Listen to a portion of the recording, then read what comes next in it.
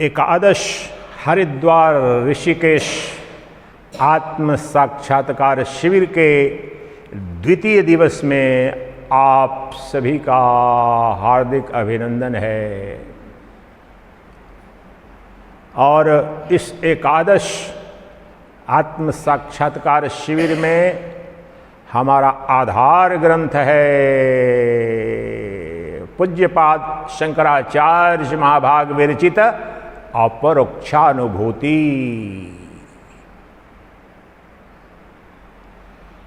कल हमने विचार किया कि अपरोक्षानुभूति का पात्र कौन है, अर्थात आत्म साक्षात्कार का अधिकारी कौन है।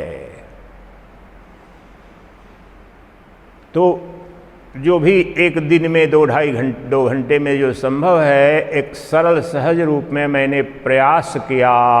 जो प्रारंभिक शर्तें हैं, योग्यताएं हैं किसी भी कार्य के लिए, आपको प्लम्बर बनना हो, गंदा होता है टॉयलेट में जाना किसी को दूसरे के टॉयलेट में, फिर भी प्लम्बर बनना हो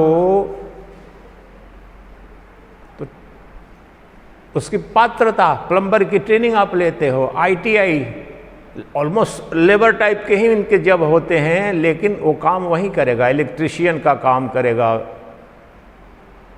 कारपेंटर का काम करेगा।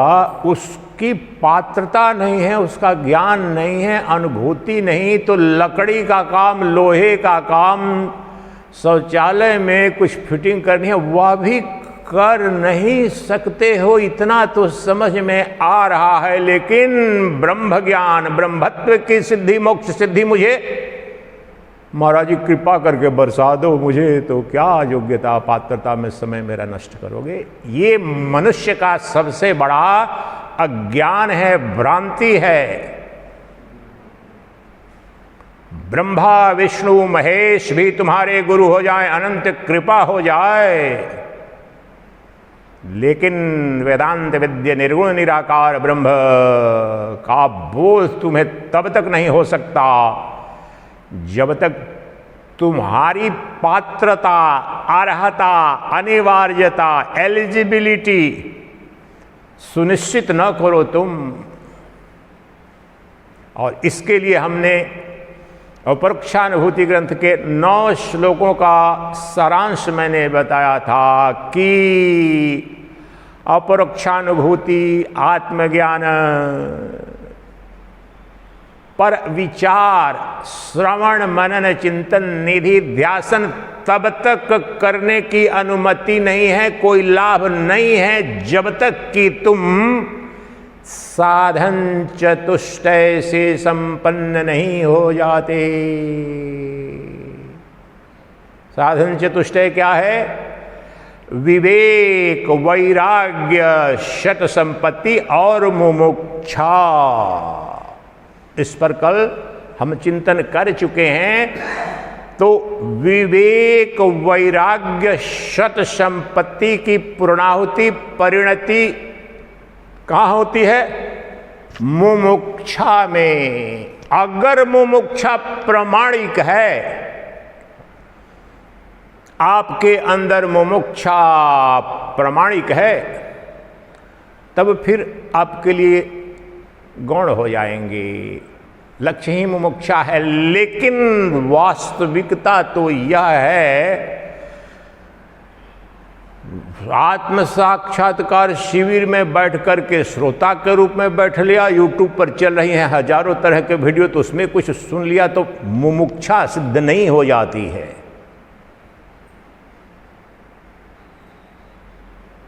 मुमुक्षा का तात्पर्य है, और मुमुक्षा तभी तुम्हारे अंदर पैदा होगी जब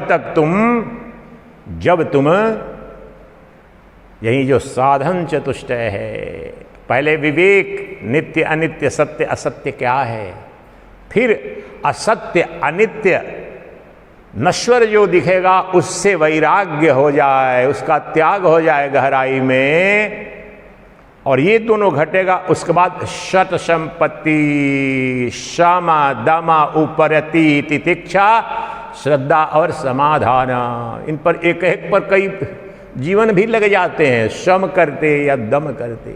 वासनाओं का उच्छेदन, बाह्य वृत्तियों में जो नित्य मन लग रहा है, इंद्रियां भाग रही हैं, उसको शांत करना, उपरति तितिक्षा, ये सारे के सारे बहुत दशकों की साधना लगती है। लेकिन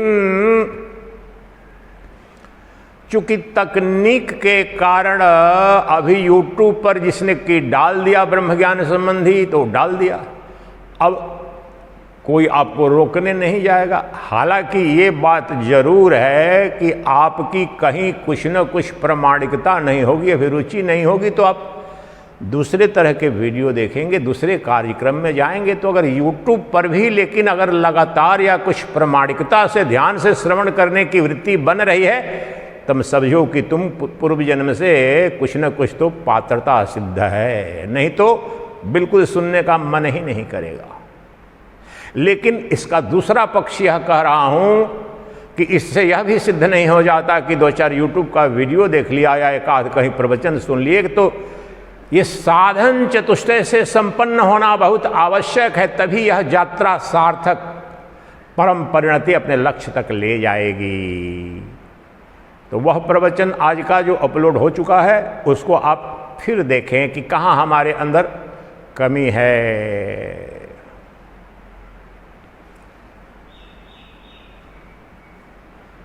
और ये मेरा पिछले 10 वर्षों का अनुभव है, और आज का जो प्रवचन मैंने रिलीज किया उससे भी सिद्ध यही हो गया, मुझे रिजल्ट मिल गया उसका। जितने भी प्रवचन, ये आपको जानना बहुत जरूरी है। और ये बात जो कहने जा रहा हूँ, इस वीडियो को भी ज़्यादा देखेंगे नहीं लोग। क्यों नहीं देखेंगे? ये बात जो किसी को प्रिय नहीं लगेगी। क्यों? हम फल खाना चाहते हैं।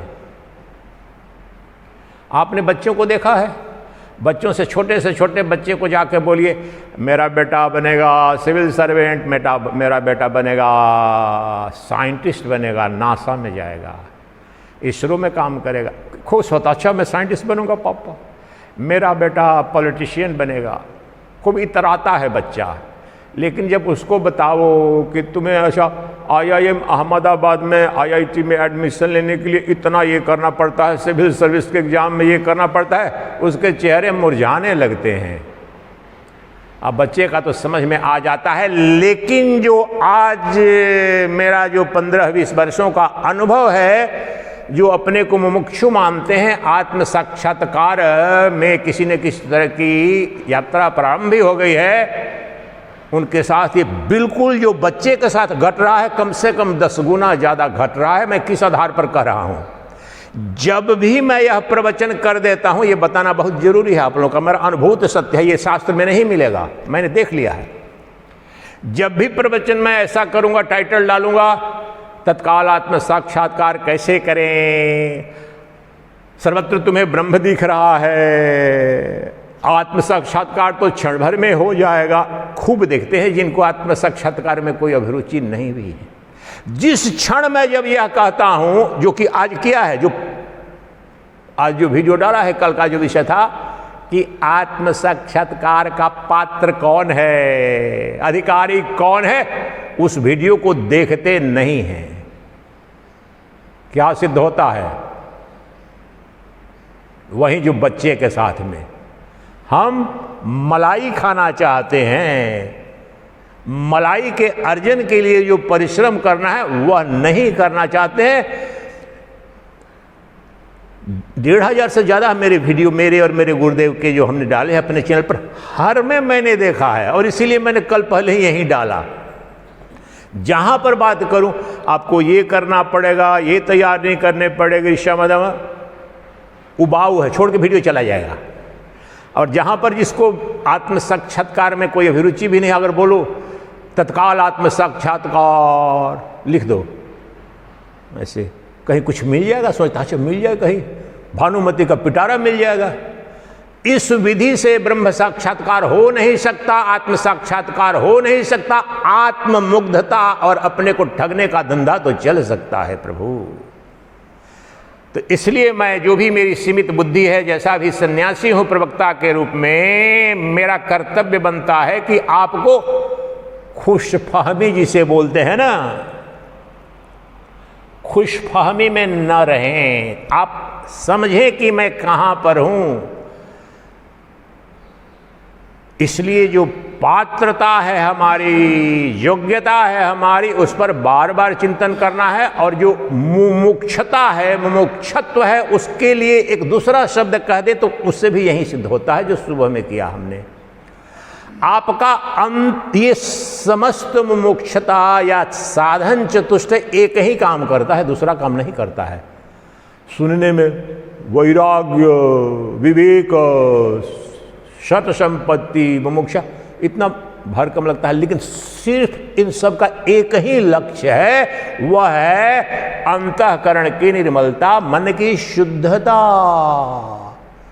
अब बहुत सारे 90% ऐसे हिंदू हैं, मन की शुद्धता के लिए इतना, हमारा तो मन महाराज बहुत शुद्ध है जी, हमारा मन शुद्ध है। अब उसको समझ में नहीं आया कि मन की शुद्धता का तात्पर्य क्या है। मन शुद्ध होते ही तो क्षण भर में जीव से शिव हो जाते हो। क्षण भर लगेगा, कहीं एक झटिकी, वहां पर शब्द दिया है शंकराचार्य महाभाग ने, झटिकी में ब्रह्म ज्ञान कैसे परोक्षानुभूति है, तो उसी को जो तैयार बैठा है, अंतःकरण निर्मल है, वासनाएं कामनाएं शांत हो गई है, तो झटिकी कहीं ऐसे कुछ सुनेगा उसको बोध हो जाएगा। जो अष्टावक्र ने जनक को एक रकाब पर पैर रखा, दूसरे रकाब में जाते जाते वहीं पर करा दिया, तू ही नित्य शुद्ध बुद्ध मुक्त ब्रह्म हो। अब आप भी जाके कर लो नाटक घोड़े पर चढ़ने का, 7 जन्म में नहीं होगा, क्योंकि अंतःकरण निर्मल नहीं है। और अंतःकरण अगर निर्मल है, साधन चतुष्ट है, साधन उपलब्ध है, फिर घोड़े पर चढ़ने के नहीं, यही क्षण भर में हो जाएगा। तात्पर्य यह है, इसलिए सिर्फ एक बात याद रखनी है कि जो साधन चतुष्टय की आवश्यकता है, वांछनीयता है, वो अंतःकरण की निर्मलता के लिए है। क्यों आवश्यक है महाराज, ये बताइए। मैं वेदांत को व्यवहारिक और वैज्ञानिक बनाने में मेरी पूरी ऊर्जा अपनी लगाता हूँ, बहुत चिंतन करता हूँ कि प्रवचन कर दो, सब कर दो, समझ नहीं पाते हैं, सुन नहीं पाएंगे, लुप्त प्राय हो चुका है। बायोडाइवर्सिटी, इन्वायरमेंटल साइंस पर करता था मैं काम, तो एक्सटिंक्ट स्पीसीज यहाँ पर साइंटिस्ट सब जानते हैं, almost on the verge of extinction, और एक्सटिंक्ट स्पीसीज जैसे चीता हो गया, और बायोलॉजिकल डाइवर्सिटी में भी वेदांत में घोषित कर चुका हूं, ये लगभग मृत प्राय है, लुप्त हो चुका है, भारत से ज्यादा लुप्त हो चुका है। तो बचाने की कोशिश में मेरा मुझसे जो हो सकता है साधारण, कि इसको सरल, सहज, वैज्ञानिक और अभी समसामयिक परिस्थितियों में समझने समझाने की कोशिश करूं, तो यहां पर उसको बता रहा हूं। 2 उदाहरण। आप को प्यास लगे ही नहीं, यहीं पर देखो, आप जनवरी के महीने में, नवंबर में आते हो, अगर ठंडक है तो प्यास लगती नहीं है, तो आपको पानी की चिंता पड़ेगी क्या? कुछ नहीं, नहीं भी पियो तो कोई नहीं, 4 घंटे ठंडक में तो सही ठंडक से बचता है आदमी। लेकिन अभी सब सावधानी बरतनी पड़ती है, बोतल का पानी लेके चलो। तो प्यास तुम्हें लगेगी नहीं तो पानी के लिए श्रम करोगे, चिंता करोगे क्या, पानी पियोगे क्या? बिल्कुल नहीं होगा। जब तक तुम्हें भूख लगेगी नहीं तब तक खेती करोगे क्या, सिंचाई करोगे क्या? ये एग्रीकल्चरल साइंटिस्ट, इतने बड़े एग्रीकल्चरल यूनिवर्सिटी के वाइस चांसलर साहब बैठे हुए हैं, ये इंस्टीट्यूट ऑफ एग्रीकल्चरल साइंसेज में head of the department genetic engineering, ये सारा कुछ नहीं उत्पन्न होता अगर भूख नहीं लगती। तो ये सब किस लिए उत्पन्न हुए हैं? भूख लगती है तब भूख को तृप्त करने के लिए हमें अनाज चाहिए, भोजन चाहिए। उसी प्रकार से तुम्हें, मुमुक्षा का तात्पर्य भूख, किसकी भूख? परम की, चरम की, आत्यंतिक की, शाश्वत की, सनातन की, जो तुम्हारा अपना आपा है, तुम हो वह तत्व। इसलिए बार बार मैं कहता हूं, अगर तुम ब्रह्म नहीं तो ब्रह्म भ्रम है, अगर तुम शिव नहीं तो शिव शव है। तुम, अद्वैत वेदांत का ये,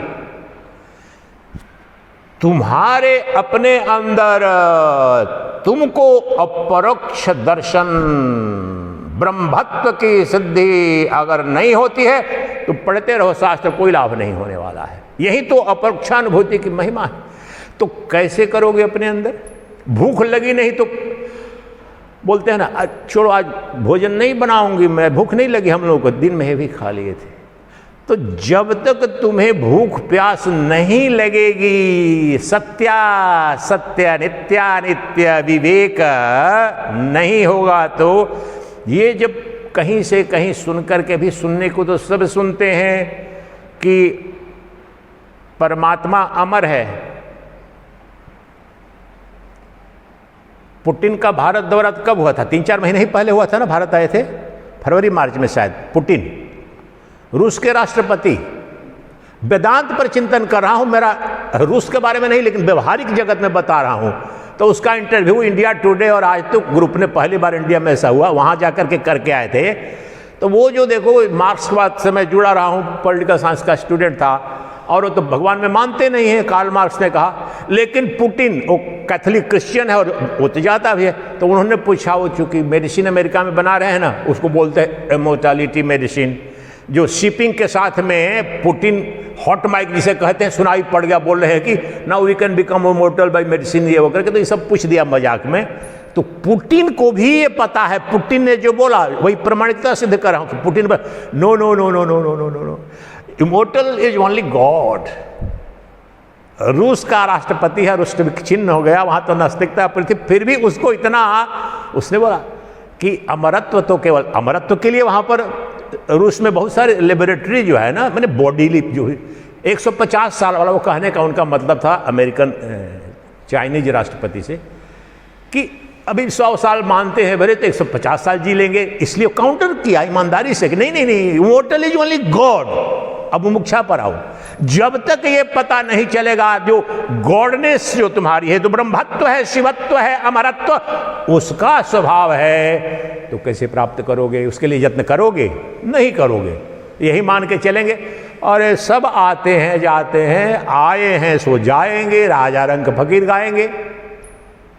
लेकिन कहीं परोक्ष रूप से ही शास्त्र से किसी गुरु से जब सुनेंगे कि नहीं, अजरत्व, अमरत्व, शिवत्व, ब्रह्मत्व तेरे अपने नित्य उपलब्ध आपा का स्वभाव है, किसी अन्य का नहीं, प्रामाणिकता से जब ये पता चलेगा, तब तो उसके लिए, उस भूख उस प्यास के लिए यत्न करोगे। उसे ही मुमुक्षा कहते हैं, मुमुक्षा कुछ और नहीं है। और जब तक वह तुम्हें बोध नहीं हो जाता, 99% मैंने बता चुका पहले, चारवाक के फॉलोअर हैं, वो झूठ मूठ चले जाओ, नाम ले लो शिव जी, राम जी कुछ कर देंगे, तुम मान के चलते हो कि नहीं मैं तो मरूंगा ही। चारवाक शरीर ही अपने आत्मा मान रखी है। इसलिए कह रहा हूं, कल का रिकैप करके आगे बढ़ूंगा कि जब तक, आज ही देखा, अभी रिलीज किया हूं मैं, कोई देखा ही नहीं रहा, उसको देखेंगे नहीं उस प्रवचन को। क्यों? मैंने आज का अनुभव नहीं है, 15 साल से जब मैं ये बताने लगूं कि देखो आत्म साक्षात्कार के लिए ये करना पड़ेगा, ये मुश्किल है, ये सावधानी, वो देखेंगे नहीं। आप बोलो चलो एक श्लोक से ब्रह्म साक्षात्कार, दौड़ के देखेंगे जिन्होंने ब्रह्म साक्षात्कार में भी अभी रुचि नहीं है। हाँ देखो महाराज ने करा दिया। और जानते हैं क्यों होता है ये जो लोभी मन है ना, सोचता है कि इधर भी कुछ चले आ रही तो बढ़िया चीज है यार, एक आधे घंटे में दिखा दिया, कुछ नहीं घटेगा। यद्यपि बौद्धिक स्तर पर मैंने करा दिया, करा दूंगा, किसी को भी करा दूंगा, लेकिन तुम्हारे अंदर उतरेगा नहीं, क्योंकि भूख नहीं, प्यास नहीं।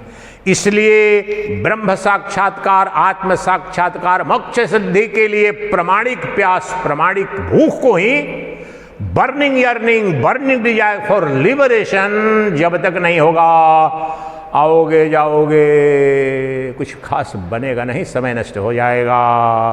इसलिए आपका कर्तव्य है, अगर प्रामाणिकता से अपने जीवन के उस परम लक्ष्य को प्राप्त करना चाहते हैं, और बहुत सरल है, ऐसा कुछ कठिनाई है नहीं, बस प्रामाणिकता होनी चाहिए कि मैं यात्रा पर जा रहा हूं तो मेरी कार के लिए डीजल चाहिए, पेट्रोल चाहिए, खर्च तो उठाना पड़ेगा।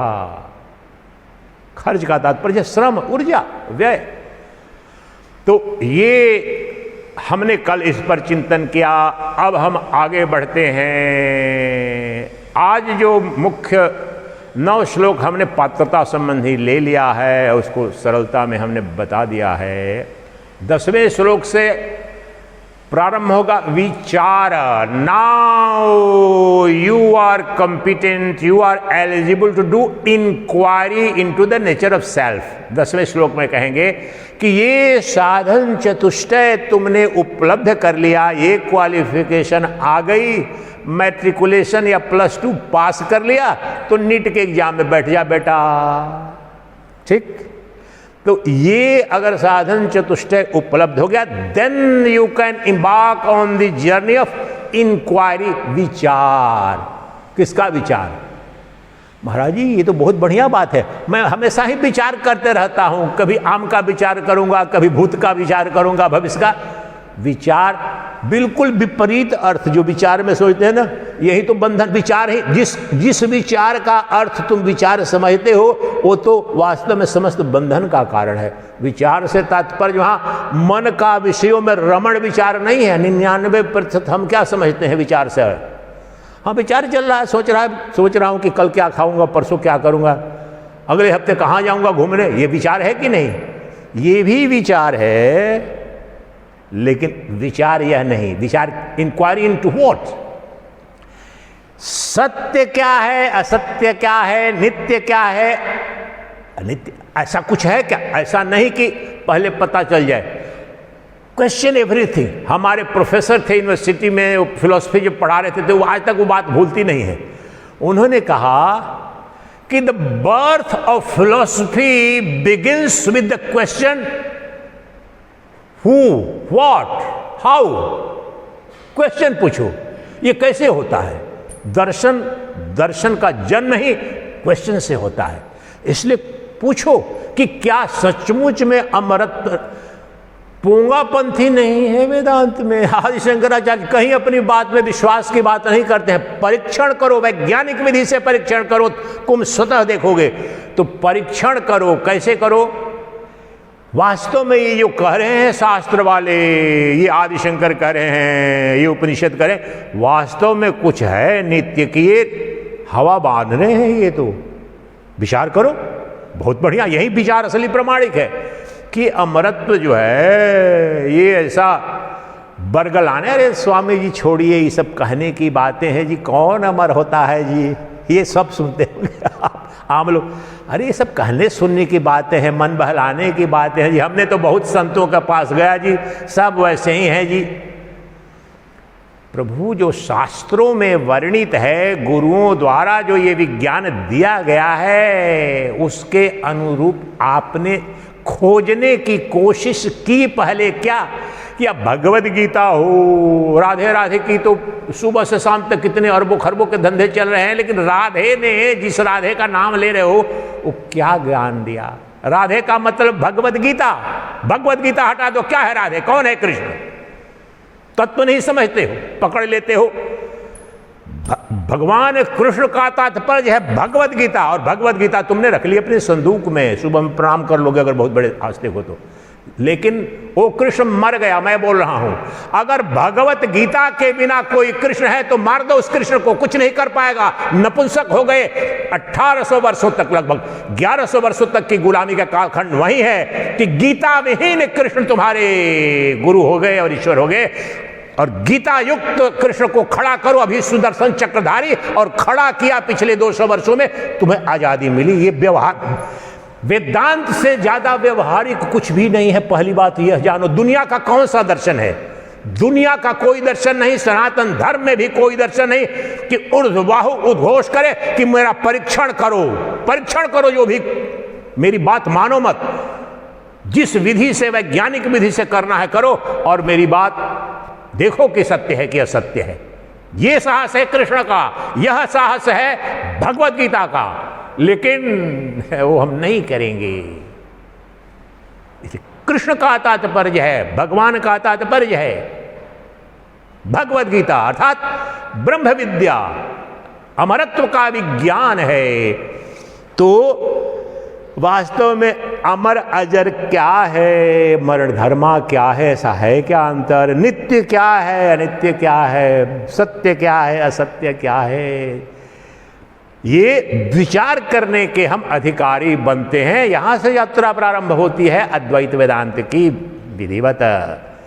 तो चलिए हम मान के चल रहे हैं, और जो भी कमी होगी, बार बार बोल रहा हूं कि आप लोग इसमें जो कमी होगी अपने में उसको ठीक करेंगे और सुदृढ़ करेंगे अपनी मुमुक्षा। तो आज हम चिंतन करेंगे, शब्द कह रहा हूं, शब्द अपरोक्षानुभूति।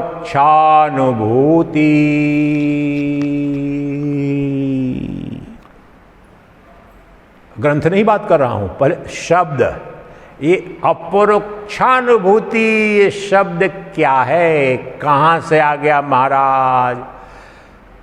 अपरोक्षानुभूति तो अन्यत्र कभी पढ़ा ही नहीं। हिंदी के प्रोफेसर से भी जाकर के पूछो, बोले कि भाई मैं साक्षात, प्रत्यक्ष, परोक्ष, अनुमान, प्रमाण, ये सब तो मैंने सुना, ये अपरोक्षानुभूति क्या है? तो वैदिक व्याकरण से ही निकला हुआ है, बिल्कुल वैज्ञानिक शब्द है। तो अब बताने जा रहा हूं 2-3 बात। अब जो बताऊंगा आप लोगों को अच्छा लगेगा, दूसरों को भी अच्छा लगेगा। मलाई खाना अच्छा लगता है ना, लेकिन फिर बता रहा हूं, मलाई पचेगी नहीं बेटे। भूख पैदा करो ठीक से, अपना हाजमा ठीक करो शत संपत्ति से, लेकिन मलाई खिलाने जा रहा हूं। तो व्हाट इज अपरोक्षानुभूति? अपरोक्षानुभूति है क्या? आम लोग तो इतना समझ गए हैं, वेदांत का अगर प्रवचन समझते हैं कि ये अपरोक्षानुभूति का आमतौर पर तात्पर्य है आत्म साक्षात्कार, ब्रह्म साक्षात्कार है, ठीक है। लेकिन उससे कुछ बात बनती नहीं है, वो सब तो जान लिया है, सेल्फ रियलाइजेशन, गॉड रियलाइजेशन, आत्म साक्षात्कार। लेकिन ये अपरोक्ष अनुभूति, 2 शब्द हैं। अपरोक्ष अनुभूति क्या है? यहां पर लिखा है क्या ऊपर में कि ब्रह्म साक्षात्कार, आत्म साक्षात्कार, इतना ही केवल लिखा है? अपरोक्षानुभूति, इस पर चिंतन करो हे दिव्यात्मन, चिंतन करो। अपरोक्षानुभूति का कैसे अर्थ हो जाता है? आत्म साक्षात्कार, ब्रह्म साक्षात्कार, मुक्ति, मोक्ष कैसे हो जाता है? क्या शंकराचार्य के अन्य ग्रंथों को पढ़कर हो जाता है? नहीं, इस शब्द का अर्थ समझो। ये शब्द ही चिल्लाएगा तुमको, ये स्वतः प्रमाणित करेगा। कैसे प्रमाणित करेगा? पहला मेरा सूत्र सुन लो, फिर उसका अन्वेषण करता हूं। अगर तुम जिस वस्तु को, जिस पदार्थ को, जिस तत्व का अपरोक्ष अनुभव कर सको या करते हो या करोगे, वही ब्रह्म है, वही आत्मा है, वो अमर है। ये शब्द हैं, अमरत्व, ब्रह्मत्व, शिवत्व, उनको भूल जाओ। मैं कह क्या रहा हूं? सिर्फ अपरोक्षानुभूति को। अपरोक्ष अनुभूति जिसकी भी होती है, जिसकी भी होगी, जहां भी होगी, वो नित्य वस्तु है, शाश्वत वस्तु है, सनातन वस्तु है, देश काल अपरिच्छिन्न वस्तु है। परिच्छिन्न की अनुभूति अपरोक्षानुभूति हो नहीं सकती। नश्वर की जो अनुभूति यही जो होगी वो अपरोक्षानुभूति हो नहीं सकती। इसलिए अपरोक्षानुभूति शब्द का केवल अर्थ तुमने समझ लिया और विधि जान ली, सारी क्रांति घट गई वहीं पर कि अपरोक्षानुभूति सिर्फ और सिर्फ और सिर्फ उसी अजर अमर देश काल वस्तु अपरिच्छिन्न नित्य शुद्ध बुद्ध मुक्त की ही होती है। किसी अन्य वस्तु की अपरोक्षानुभूति नहीं होती है। उसकी क्या होती है? प्रत्यक्ष अनुभूति, साक्षात अनुभूति, अनुमान अनुभूति।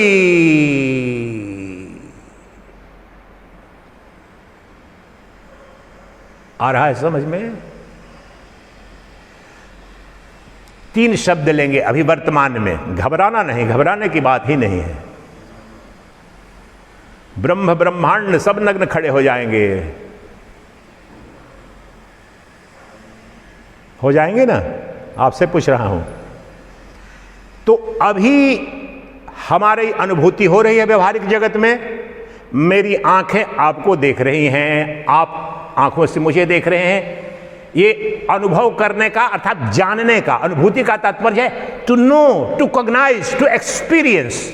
कैसे जानते हो? एपिस्टेमोलॉजी जो पीएचडी जब करते हैं तो what is the method of knowledge, PhD जिस सब्जेक्ट पर करने जा रहे हो तो एपिस्टेमोलॉजी क्या है, ज्ञान का माध्यम क्या है, तो बोलेंगे सेकेंडरी लिटरेचर फर्स्ट सर्वे करेंगे, फिर फर्स्ट कुछ सर्वे करेंगे। तो ज्ञान जो एपिस्टेमोलॉजी कहते हैं, method of knowledge, method of knowledge क्या है, यूनिवर्सली दुनिया में सब दर्शन है अपने क्षेत्र से। तो अभी जो हमें ज्ञान कैसे हो रहा है, जो साक्षात जगत जिसे कहते हैं, जिसे सत्य मान रहे हैं और उसमें हमारा शरीर भी है, उसका दर्शन की 3-4 विधियां हैं। तो पहला है प्रत्यक्षा, और उन शब्दों की व्याख्या समझना बड़ा सीधा है, सरल है, लेकिन बुद्धि कुशाग्र होगी तभी समझ पाओगे। और जिस तरह से बताने जा रहा हूं, किसी को फुर्सत नहीं है कि आपके बारे में वो बताने जा रहा है, वो अपना भाष्य पढ़ा बोल के चला जाएगा, लेकिन यहां पर यहीं पर आपके साथ, और नहीं समझ में आएगा रोक देना। तो पहला जो मैंने उद्घोष किया कि जिस किसी भी वस्तु की, जिस किसी भी पदार्थ की अगर अपरोक्षानुभूति हो रही है प्रमाणिक, वही परम है, वही सत्य है, कुछ नहीं करना है। फिर रिवर्स कर दो इसको, परम की अनुभूति सदा ही अपरोक्षानुभूति होती है, न वो साक्षात अनुभूति होगी, न प्रत्यक्ष अनुभूति होगी, न अनुमान प्रमाण की अनुभूति होगी। सोचो इस पर। साक्षात अनुभूति, प्रत्यक्ष अनुभूति, प्रमाण अनुभूति, जिसे परोक्ष अनुभूति कहते हैं, ये सब के सब माया के हैं, जानने के विषय, इनके द्वारा माया जानी जाती है। ब्रह्म सदा ही अपरोक्ष वस्तु है, अपरोक्ष तत्व है, इसलिए अपरोक्ष वस्तु का अपरोक्षानुभूति और परोक्ष वस्तु के परोक्षानुभूति। उदाहरण से समझो, हमारी पंचेंद्रियों से ये जगत दिख रहा है, मेरा शरीर भी दिख रहा है, मन बुद्धि दिख रहे हैं, सब दिख रहे हैं। यह है प्रत्यक्ष ज्ञान। शब्दों की व्याख्या करूंगा, रूट में जाऊंगा, एटिमोलॉजी संस्कृत की। प्रत्यक्षा, प्रत्यक्षा, प्रत्यक्ष शब्द समझ रहे हैं? अरे प्रत्यक्षम किम प्रमाण, तुम्हें दिख नहीं रहा है कि वो आदमी उसके साथ मिसबिहेव कर रहा है, तुम्हें प्रमाण चाहिए? प्रत्यक्ष दिख रहा है, जहां पर प्रत्यक्ष प्रमाण हो। तो कहां से वर्ड आया? अक्ष शब्द का संस्कृत में अक्ष मीन्स आई, चक्षु। लेकिन ये कई बार बता चुका हूं, जहां भी अक्ष आता है उपनिषदों में सर्वत्र आएगा, तो अक्ष आते ही पांचों इंद्रियों को उसमें आप समावेश कर दें, क्योंकि ये आंख से तो केवल रूप का दर्शन होता है, लेकिन पंचेंद्रियों के पंच विषय, जिसे प्रपंच कहते हैं, जगत कहते हैं, जिसका दर्शन करते हैं, तो वो सदा ही प्रत्यक्ष है और दैट इज डायरेक्ट। क्योंकि मेरे आंख का विषय है रूप, मेरी नाक का विषय है गंध, मेरे स्पर्श का, त्वचा का विषय है स्पर्श, जिह्वा का विषय है रसास्वादन, और कानों का विषय क्या है? ऑब्जेक्ट, शब्द। यह है प्रत्यक्ष ज्ञान। इसी प्रत्यक्ष प्रति शब्द, ब्रह्म ज्ञान में भी प्रति शब्द के 2 अर्थ हैं। ये किसी के पढ़ से मुझे पता नहीं चला, बहुत साल लगा मुझे में। प्रति शब्द जिसे बोलते हैं प्रत्यक चैतन्य, जहां कहते हैं, और प्रतिबोध विदितम, 2 अर्थ है इसके, एक ही नहीं है, बहुत कम जगह आपको मिलेगा। प्रतिबोध विदितम मतम, जो ब्रह्म का, जो प्रति का एक मतलब आपने सुना है ना, प्रतिलिपि ले आना सर्टिफिकेट की, फोटो कॉपी। प्रति का एक अर्थ तो है। दूसरा प्रति का मीन्स प्रत्येक, ईच एंड एवरीवन, 2 शब्द हैं। और यहां पर अपरोक्षानुभूति में, ब्रह्म दर्शन में, ये दोनों एक साथ घटित होते हैं। कैसे? प्रत्येक इंद्रिय से, प्रत्येक इंद्रिय का अलग अलग विषय है। आंख क्या शब्द का बोध कर सकती है? कान क्या रूप का बोध कर सकते हैं? नहीं कर सकते हैं। तो प्रत्येक का अपना अपना विषय करने की शक्ति है। तो प्रत्येक इंद्रिय का जो अपना अपना विषय है, उसका ज्ञान, उसका बोध, उसका साक्षात बोध, एक तो प्रत्येक हुआ, और दूसरा प्रति मीन्स, अब वहां पर जो प्रतिबोध विदितम मतम, जो अपरोक्षानुभूति में यही तात्पर्य है।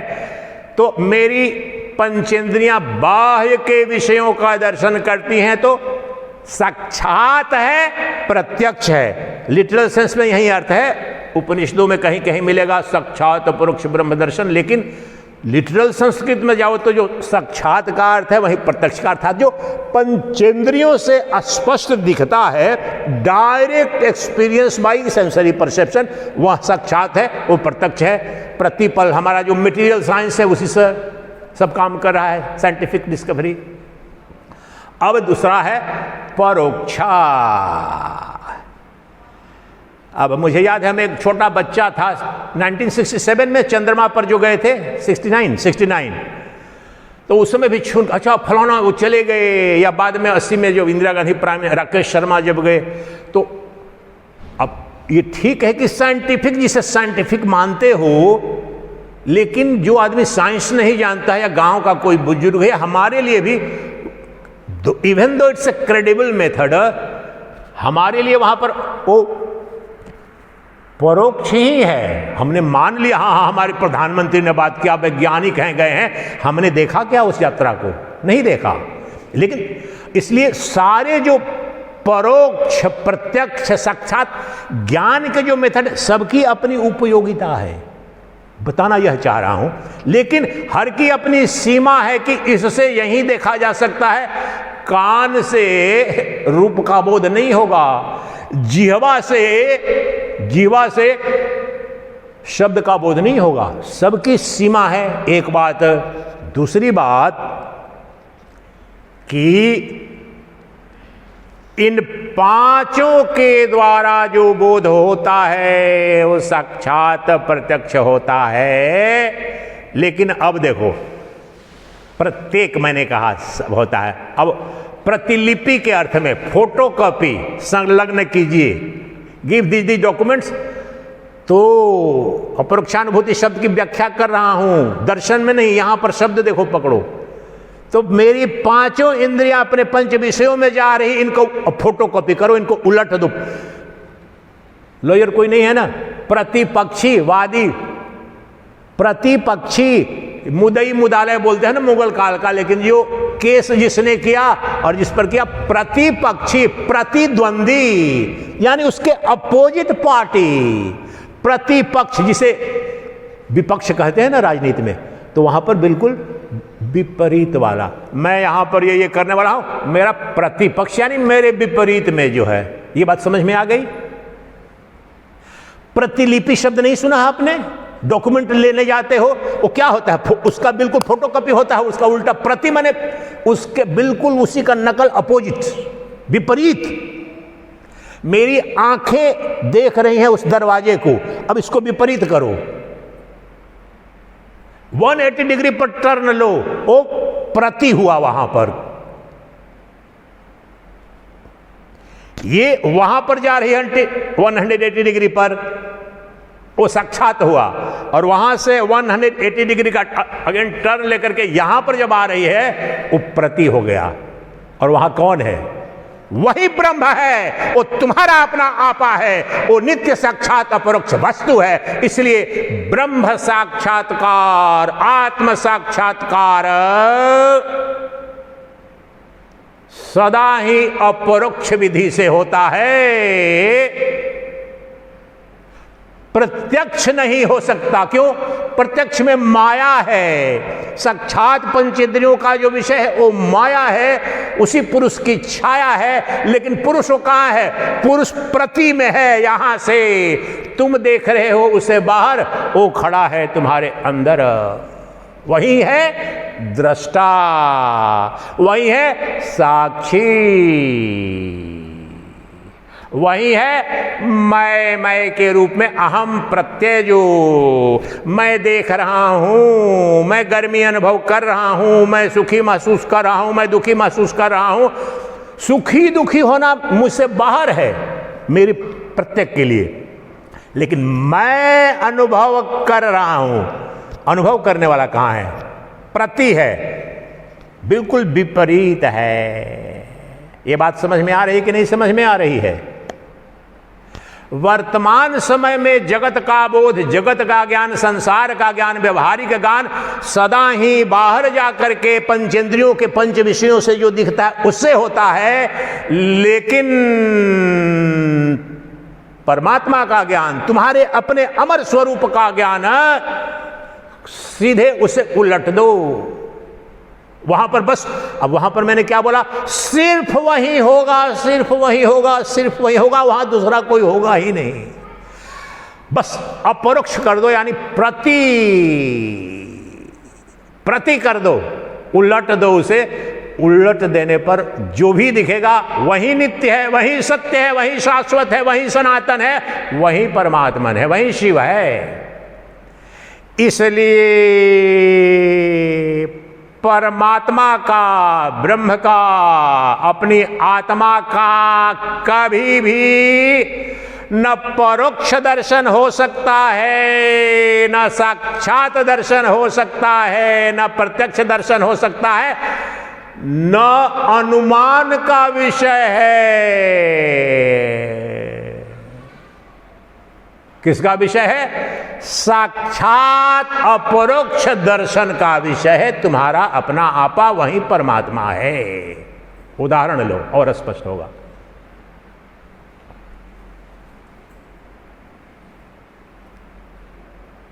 तीन शब्द लेते हैं, प्रत्यक्ष और साक्षात उसी के अर्थ में आता है, परोक्ष और अपरोक्ष। तीन शब्दों को समझो, फिर अपरोक्ष ये स्पष्ट हो जाएगा। क्या?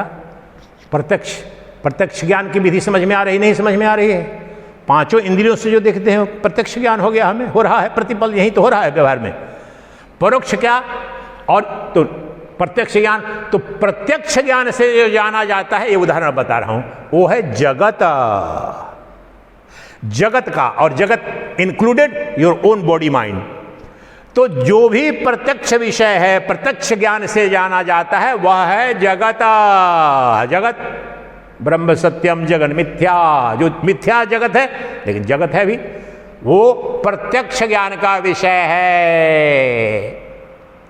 अब परोक्ष, तीन शब्द को समझना है, प्रत्यक्ष, परोक्ष और अपरोक्ष।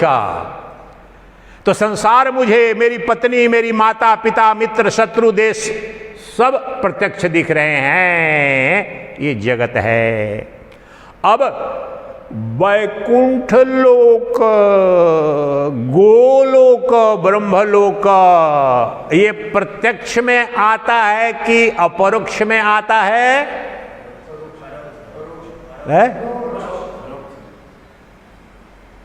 हाँ, ये परोक्ष है। स्वर्ग, नरक परोक्ष क्यों? हमने पढ़ा है, किसी ज्ञानी के द्वारा किसी शास्त्र में पढ़ा है, हमने देखा नहीं है। न गोलोक धाम देखा है, न वैकुंठ धाम देखा है, न स्वर्ग देखा है, न नरक देखा है, लेकिन विश्वास कर रहे हैं। ये परोक्ष ज्ञान है। तो दो को हमको समझ में आ गया। जगत including my own body mind, ये प्रत्यक्ष ज्ञान का विषय है, प्रत्यक्ष विधि से हो रहा है अनुभव।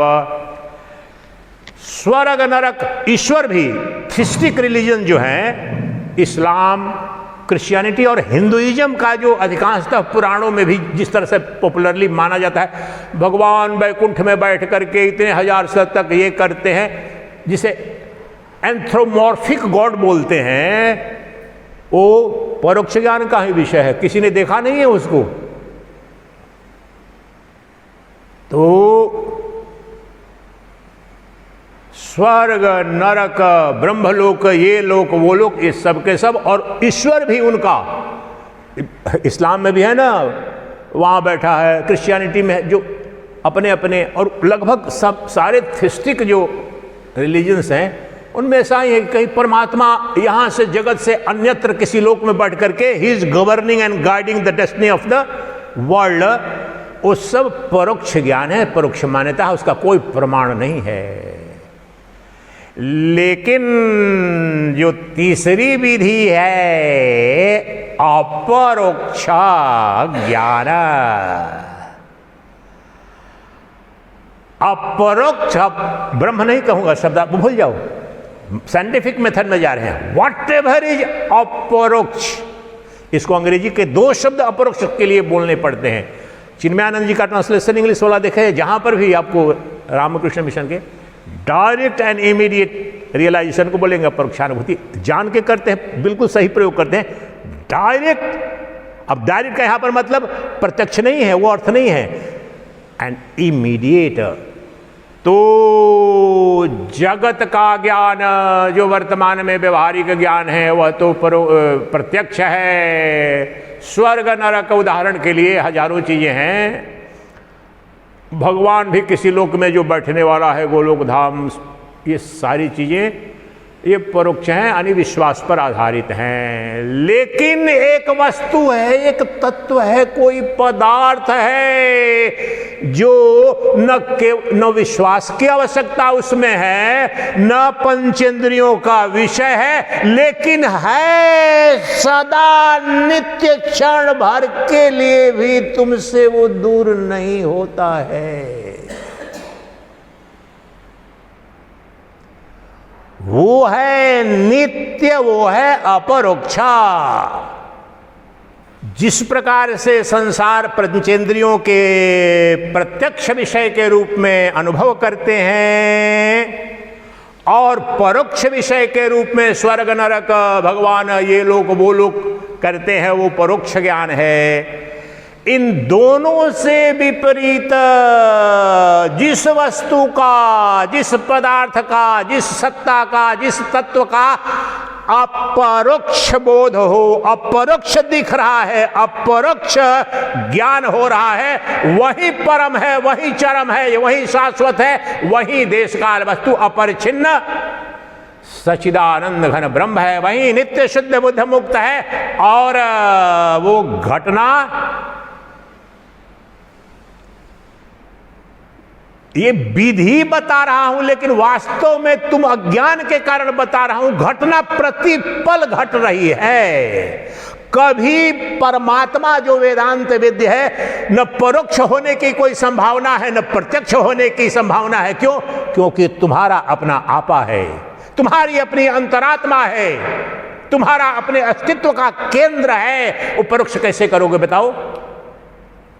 और प्रत्यक्ष कैसे करोगे? प्रत्यक्ष होने के लिए तुमसे भिन्न होना चाहिए। सुबह में वो माता ने पूछा दर्द हो रहा है, तो मैंने इसे बंद करके बताया, देखो अब नहीं देख पा रही मेरी आंख, दृष्टा और दृश्य का अलग दूरी होनी चाहिए। तो मुझसे परे जो परम तत्व हुआ नहीं, अद्वैत वेदांत, अद्वैत तत्व, अद्वैत वेदांत का तात्पर्य है जो अद्वैत तत्व का, अद्वैत वस्तु का, अद्वैत पदार्थ का निरूपण करता है। पहले ये समझो। तो कोई अद्वैत वस्तु है क्या? बिल्कुल, जो आत्म ब्रह्म है वही अद्वितीय पदार्थ है, दूसरा है ही नहीं। तुम्हारा अपना आपा अभी जो मेरे शब्दों को सुन रहा है, कान से, आंख से मुझे देख रहे हो, और बुद्धि शब्दों का जो चिंतन निर्णय कर रही है, इन सब का जो प्रकाशक है, जो साक्षी है, वह तुम्हारा अपना साक्षी चैतन्य, कूटस्थ चैतन्य, साक्षी चैतन्य ही वह प्रत्येक वस्तु है जो साक्षात अपरोक्ष है। ये साक्षात अपरोक्ष शब्द प्रयोग कर रहा हूं, थोड़ी देर में बताऊंगा। बृहदा एक सभी उपनिषदों में सिर्फ, जहां तक मेरी जानकारी है, सिर्फ और सिर्फ एक जगह ये शब्द आया है अपरोक्ष शब्द, वो है बृहदारण्यक उपनिषद में। वो भी बताऊंगा आपको, जनक और याज्ञवल्क्य का संवाद है वहां पर, साक्षात अपरोक्ष ब्रह्म दर्शन, तो वो बाद में बताऊंगा। मेरे 2-3 प्रवचन पहले ही हैं उस पर।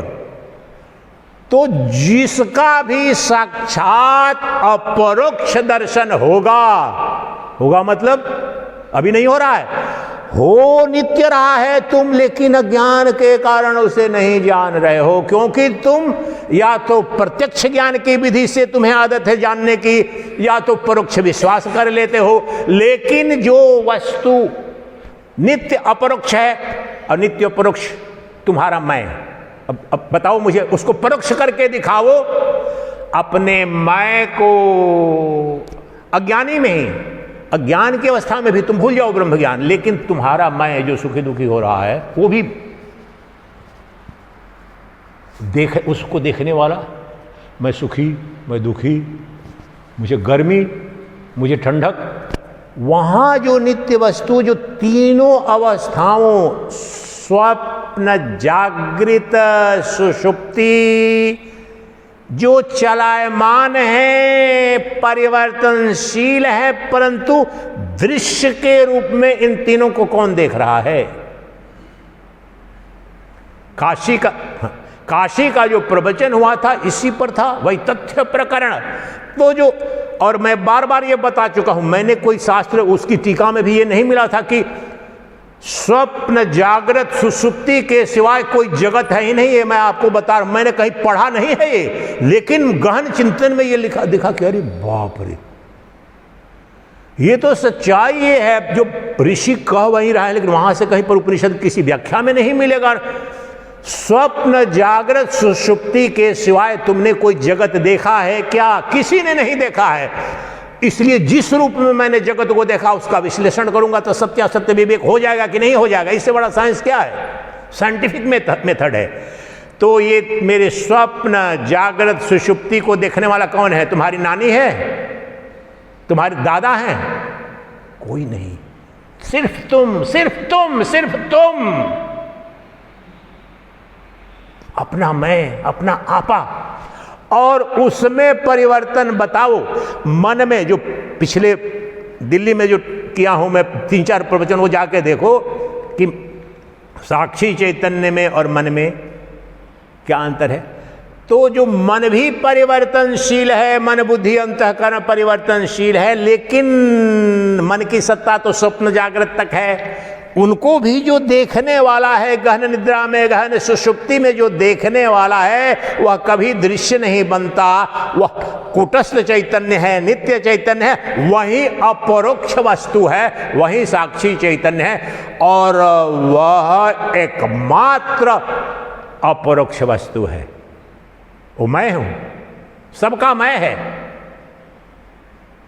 इसलिए जो मेरा शुद्ध चैतन्य स्वरूप, यहां पर ध्यान रखना पड़ेगा, जो मैं अहम प्रत्यय जब ब्रह्म कह रहे हैं तो अहम प्रत्यय, जो अहम जड़ तादात्म्य वाला, अहंकार तादात्म्य वाला मैं नहीं, वो तो दृश्य बन गया। जो दृश्य बन गया, मैंने कितनी बार कहा है कि ब्रह्मा विष्णु महेश या भगवान या परमात्मा भी, ब्रह्म भी अगर क्षण भर के लिए दृश्य बन गया तो उसे घोषित कर दो भूत। शंकर अखंडानंद जी महाराज की ईमानदारी देखो और पुरुषार्थ देखो, स्पष्ट बोलते हैं। 8 वर्ष की उम्र में जो दर्शन तुम करा रहे थे लाइव करके वहां से आश्रम से, बाल गोपाल के दर्शन हुए थे, लेकिन अब, और ठीक बात है, सत्य बात है, मैं भी मानता था उनकी बात को, बोले कि लेकिन जब अब जो वेदांत विद्या जो परम तत्व का बोध हुआ है, तो मैंने स्पष्ट जान लिया कि जो आया और चला गया वो माया थी, और जो न आता है न जाता है वो मैं हूं, वह नित्य है, वह सत्य है, वो शाश्वत है, वह देश काल वस्तु अपरिच्छिन्न मेरा अपना आपा है। इसलिए मुझसे परे कोई ब्रह्म नहीं, मुझसे बाहर, मुझसे दूर होकर के ब्रह्म भी मुर्दा हो जाएगा। हिम्मत मैं चुनौती देता हूं, मैं चुनौती दे रहा हूं ब्रह्म को, परमात्मा को, मुझसे दूर होकर के तो जी के तो दिखा, मर जाएगा। मेरे से तेरी सत्ता है, तेरे से मेरी सत्ता नहीं। मेरी सत्ता अपरोक्ष वस्तु है, मेरी सत्ता अपरोक्ष सिद्धि है, मेरा अस्तित्व अपरोक्ष सत्य है। तुझे मैं सिद्ध करता हूं, मैं स्वतः सिद्ध हूं। स्वतः सिद्ध को ही बोलते हैं उपनिषद में स्वप्रकाशित, स्वयंभू प्रकाशित। और तुम्हारी आत्मा, तुम्हारी प्रत्येक आत्मा एकमात्र स्वप्रकाशित वस्तु है, और जो स्वप्रकाशित है वही अपरोक्ष होगी, नहीं तो कैसे दिखेगी? यहां पर इस कमरे में किसी वस्तु, किसी चेयर, किसी मूर्ति का दर्शन करने के लिए ये कोई भी अपरोक्ष दर्शन या नित्य नहीं दर्शन हो सकता। ये अगर बल्ब जलेंगे तब दिखेंगे, लेकिन ये पुस्तक, ये टेबल, ये मंदिर, इसमें से कोई स्वप्रकाशित वस्तु नहीं, स्वप्रकाशित सत्ता नहीं। None of these things are self luminous, self shining, self effulgent. इसलिए ये कभी भी नित्य हो नहीं सकती, नित्य दर्शन हो नहीं सकता। लेकिन मेरा अपना आपा, मेरी आत्मा always self shining, self effulgent, self luminous, स्वप्रकाशित, स्वभासमान।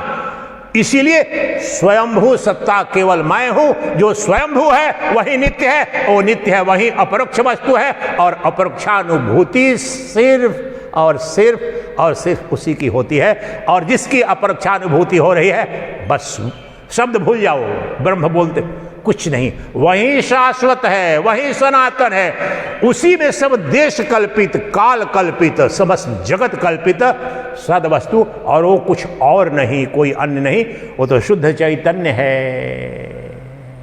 वही तो अंतरात्मा है, वही तो प्रत्यगात्मा है। अब मुझे चुनौती देता हूं, बताओ, वह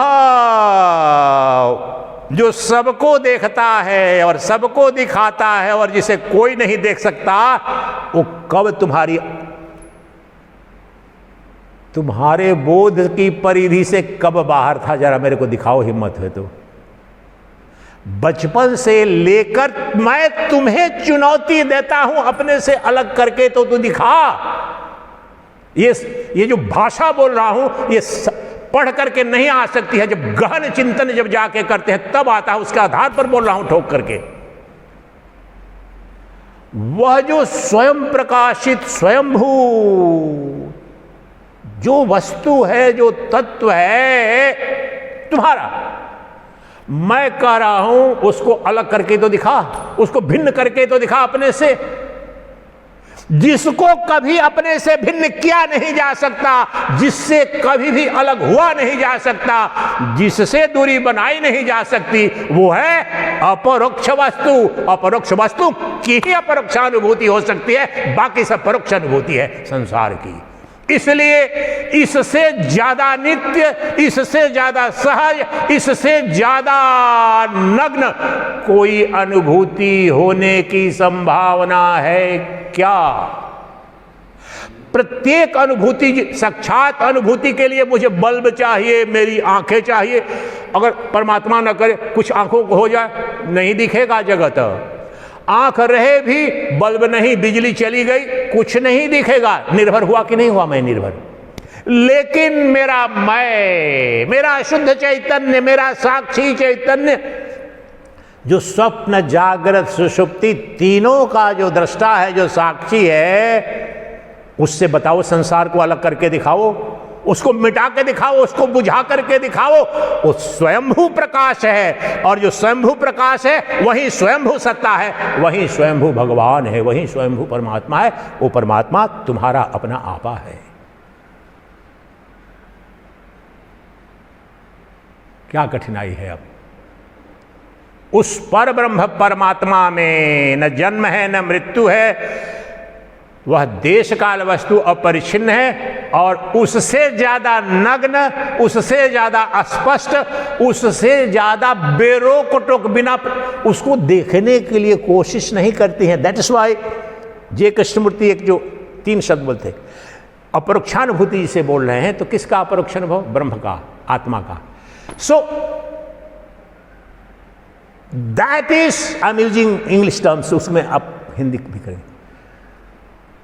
That which is choicelessly, effortlessly, helplessly ever available, that is अपरोक्ष वस्तु, that is ब्रह्मन। ध्यान देना, choicelessly, effortlessly, helplessly, गहरे अर्थ हैं इन सब के। जैसे आप जाते हॉस्पिटल में, मैं क्या करूं, इन्होंने तो 50 लाख का बिल बना दिया, मैं तो हेल्पलेस हूं, क्या करूंगा, मुझे तो पे करना पड़ेगा। हेल्पलेसली, कोई उपाय ही नहीं, मेरा कोई बस है नहीं। बारिश इतनी होती जा रही है, मैं तो डूबता जा रहा हूं, मेरा घर डूबता जा रहा है, आई एम हेल्पलेस। दूसरा, चॉइसलेसली, मेरे पास चॉइस कहां है जी, इन्होंने तय कर दिया, सरकार ने तय कर दिया कि आपको ये चीज मिलेगा, आई हैव नो चॉइस।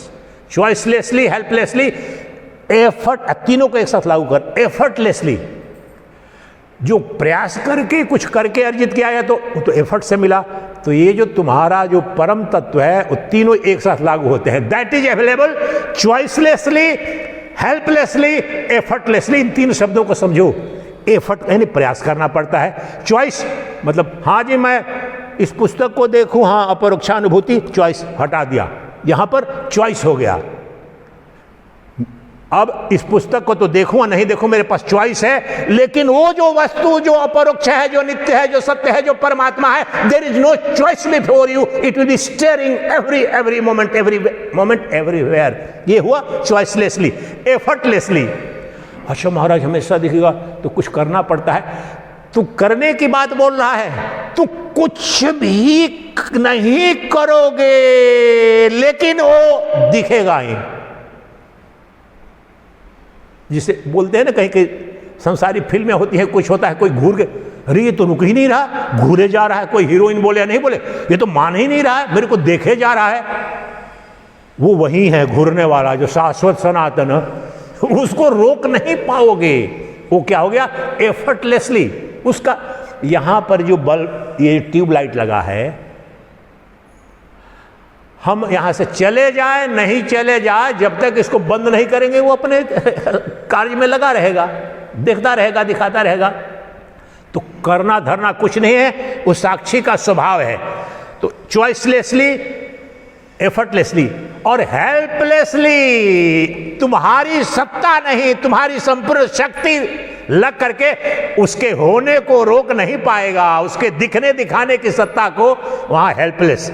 और ये तीनों किस पर लागू होते हैं? तुम्हारे अपने आपा पर, तुम्हारे शुद्धमय पर, तुम्हारे चैतन्यमय पर, तुम्हारे अहम प्रत्यय पर। और वही प्रत्येक वस्तु है, वही अंतरात्मा है, वही परमात्मा है। इसलिए परमात्मा का सदा ही अपरोक्ष दर्शन हो रहा है, लेकिन अज्ञान के कारण, देखो कितना बड़ा ज्ञान है व्यवहारिक। अगर मैं एक बात गलत कहूं मुझे रोक देना, बीच में ही रोक देना। यहां पर मैं अगर कुछ ऐसे नाटक करके बोलूं कि देखो अच्छा सुनो, यहां पर आप लोगों को गणेश जी का साक्षात दर्शन कर दूं, जादू टोना तो जादूवर मैजिक में बहुत छोटी छोटी चीज़ें आपने देखी, और यहाँ झूठ मूठ के लिए अगर गणेश जी के किसी तरह से इधर से कुछ करके भी दिखा दूं, देखो मैंने गणेश जी को पैदा कर दिया, अगले दिन क्या होगा? ये वीडियो में देख करके करोड़ों की भीड़ लग जाएगी और मुझे मान लोगे तुम ब्रह्मज्ञानी और तुम बाबा का क्या चमत्कार है। लेकिन देखो उपनिषदों के क्षण बोले इसको ये 2 टके की है, और तुम्हारा गणेश भी 2 टके का, तुम्हारा भगवान भी 2 टके का है। यही तो समस्या है, जो 2 टके का है वो तुम्हारा आराध्य बना है, जो है ही नहीं उसके पीछे भाग रहे हो, और जो नित्य है ही, जो पैदा निटाया जाने वाला है ही नहीं, उससे विमुख, और उसको तुम सेवा करने में तैयार बैठे हो। मैं झूठ बोलूं, ड्रामा कर दूं, देखो मेरे पर देवी आती है, ऐसे झूठ बोलना कुछ नहीं करना है, आपको बता रहा हूं। मैंने करना चाहता ना, मैं तो जब सरकारों को चुनौती दे करके पार्लियामेंट में जब बोले था तब कोई पकड़ नहीं पाता, रातों रात अरबों की भीड़ जुट जाती, लेकिन उसके लिए नहीं आया था, मैं तो जानता था, बहुत छोटे से लेकिन इसकी विराटता देखो, विराटता देखो कि जो नित्य दिख रहा है उसी की उपलब्धि है। उसी के कारण यह हुआ कि सब कुछ मुझे लुभाया नहीं। जो नित्य दिख रहा है, जिसे अनित्य होने का कोई उपाय नहीं, जो परोक्ष होने का कोई उपाय नहीं, और किसी उपकरण, किसी माध्यम, किसी साधन की भी जरूरत नहीं है, क्योंकि choicelessly, effortlessly, helplessly it's ever available, and that is I my self, ever shining, self effulgent, मेरा अहम प्रत्यय, मेरा मैं शुद्ध चैतन्यमय, वही साक्षी है, वो साक्षी स्वरूपमय है। अहम प्रत्यय का तात्पर्य अहंकार रूपी नहीं, जड़ तादात्म वाला जो मैं है उसको तुम मिटाओ। अभी मुझे खूब गाली दिया था, कई लोगों ने गाली लिखा था, अरे महात्मा तो कितना बड़ा मूर्ख है, अपने अहम को बोलता है ब्रह्म। पढ़ा तो कुछ है नहीं, सब मान रखा है। और द्वैताचार्यों में उनके भगवान जो दूर माने जा रहे हैं अपने अहंकार, तो मैं इसलिए बार बार बोलता हूं कि अहंकार जो देह तादात्म, मन तादात्म वाला है, वो तो बंधन युक्त है, वो तो जड़ वस्तु है, वो तो अनित्य वस्तु है। लेकिन उसका भी जो प्रकाशक है, एक लिखा था श्रीमान ने, ऐसी भाषा मेरे चपरासी के सामने भी संसार में जब सन्यासी से पूर्व था, किसी मिनिस्टर की भी हिम्मत नहीं कि वैसे कमेंट बोल दे, कांपते थे लोग, लेकिन कैसी भाषा लिखा था। अरे महात्मा, काहे को अपने को ज्ञानी बनता है? चक्कर में पड़ा है कि शुद्धमय अशुद्धमय, नित्यमय अनित्यमय करता है। अरे ये सब आलतू फालतू की बात छोड़ो, भगवान में विश्वास करो, राम राम जपो। अब वो कौन से ककहरा में पड़ा होगा क्या, लेकिन उसके मन में तो लग रहा है ना कुछ सनातन धर्म का बहुत बड़ा ठेकेदार है, वेदों का बड़ा, एक शास्त्र पढ़ा नहीं और छुट के गाली देते हैं सब ये करके। अभी मुझे कोई दिक्कत नहीं होती है, पहले गुस्सा आता था कि देखो सनातन धर्म किस गर्त में ले जाकर के हमने छोड़ दिया है, इसके जिम्मेदार हूं मैं बोल रहा हूं, सन्यासी के रूप में बोल रहा हूं, तो जितना हो सकता है कर रहा हूं। ये नहीं बता रहे हो तुम भाई मेरी दुकान कैसे चलेगी? अगर तुमको ब्रह्म घोषित कर दूंगा तो कल से आओगे नहीं, तो भाई तो मैं सन्यासी तो बना हूं, पूजा कौन करेगा मेरी? बेटा इतना बेवकूफ हूं क्या मैं? तो देखो हमने किया हुआ है, दुकान खड़ी कर दी और हमने देश को गुलाम बना दिया 1300 साल तक। मैं हूं, वह मैं ही हूं, पाखंडी सन्यासी। मैंने कहा उस लोक में जाओ, वहां पर जाओ, इधर जाओ। अरे उनकी उपयोगिता है, जब बालक है तो A for apple, C for cat बताना आवश्यक है, लेकिन तू पीएचडी करने लगा, और पीएचडी क्या है? ब्रह्म विद्या, वेदों का वो है साक्षात अपरोक्ष दर्शन, ये अपरोक्षानुभूति है। और बोलते हो मैं विश्वगुरु बनूंगा, तुम बोलते हो कि मैं सर्व शक्तिमान बनूंगा, कोई संभावना ही नहीं है। तुम बताओ, यह ज्ञान जो है सो बच्चों को केवल, मुझे आपको एक व्यवहारिक बात बता रहा हूं, उस समय इतना बोलते हैं ना कि 55 साल पुरानी होगी, मैं स्कूल में पढ़ता था, तो मैंने 2 कहानियां तीसरी क्लास में हिंदी में, एक तो हरिश्चंद्र की कहानी और स्कूल में नाटक भी देखा। उस छोटी सी 2 पेज की कहानी होगी, और फिर नचिकेता की भी कहानी हिंदी साहित्य में पढ़ते थे बच्चे के रूप में। ये कहानियां पता नहीं, हजारों कहानियां, कितनी पुस्तकें पढ़ी, कोई मुझे याद नहीं है, ऐसे बैठ गई। और मैं जीवन में ये बता रहा हूं, मैं सारे बोलते थे लोग कि तू बहुत इम्प्रैक्टिकल आदमी है, थोड़ा प्रैक्टिकल बन ले। लड़ता था ना मैं, कहीं सरकारों से कहीं झुकता नहीं था। तो हरिश्चंद्र मेरे सामने आकर खड़ा हो जाता था, उस चरित्र, वो दृश्य, बेटा रोहितास को लेकर के मां सभ्या के रूप में आकर के। और जब भी वहां हरिश्चंद्र घाट पर इसलिए जाकर संन्यास लिया मैंने, हरिश्चंद्र कहीं ना कहीं वही कारण था। हरिश्चंद्र का चरित्र मेरे सामने, ब्रह्मा विष्णु महेश भी आ जाएंगे, मैं सत्य से डिगा नहीं पाए, याद आ जाता था। ये प्रभाव होता है, आपको बता रहा हूं। उस बच्चे में जब मेरे को तो किसी ने कोई ब्रह्मज्ञानी वहां थे या ना कुछ, कोई मैंने चुपचाप पढ़ी, लेकिन मेरे अंदर वो चरित्र घुस गया कि देखो अपने पुत्र के कफन के लिए भी याचना, कुछ भी करने के लिए तैयार नहीं है। सत्य की निष्ठा, उपपंक्ति, सूर्य टरे चंद्र टरे, टरे जगत व्यवहार, लेकिन क्या है, न टरे सूर्यवंशियों के बारे में जो है ना, तो वो बहुत गाइडिंग प्रिंसिपल। मैं बता रहा हूं कि व्यवहारिक जगत में भी वेदांत से विमुख होकर के ये परम जो शक्तिशाली बनाने वाला जो विज्ञान है, अपने निहित स्वार्थ के लिए क्षुद्र भक्ति की बहुत उपयोगिता है, बार बार बोल रहा हूं, राजयोग की भी उपयोगिता है, लेकिन इन सब की उपयोगिता साधन के रूप में है, अंतःकरण की निर्मलता के लिए, साधन चतुष्टय जो हमें तैयार करता है परम यात्रा के लिए, उसके लिए। लेकिन तुम KG, nursery, middle school, high school में पढ़ करके नौकरी मिलेगी? कांस्टेबल की नौकरी के लिए इतना बड़ा एग्जाम 1-2 हफ्ता पहले यूपी में हुआ था, इतने क्या क्या करके, तो तुम्हारे पास ही विद्या पड़ी हुई, तू सम्राटों के सम्राट बनने की विद्या पड़ी हुई है, और लेकिन तू तो लगा नहीं नहीं, मैं तो कुटिल खलकामी, हे प्रभु मैं तो नीच हूं। और ये इस भाव से कहते हैं जैसे कि परमात्मा प्रसन्न। अरे तू परमात्मा का सबसे बड़ा दुश्मन है। और आपको लगे, मैंने अनुसंधान किया है, बचपन से किया है प्रभु, भक्ति मार्ग वाले लोग कहते हैं, और भक्ति, मैं बचपन से बहुत भक्ति, आप भी भक्ति करता हूं, आनंद में झूमने लगता हूं, लेकिन जितना बड़ा भक्त बाहर से देख रहे हो उसका व्यवहारिक जीवन, उससे ज्यादा अहंकारी बहुत कम मिलेंगे, क्योंकि भक्ति घटी नहीं है। भक्ति का तात्पर्य है अपने अहंकार को तुम्हारे अपने चेतन में विसर्जन करो।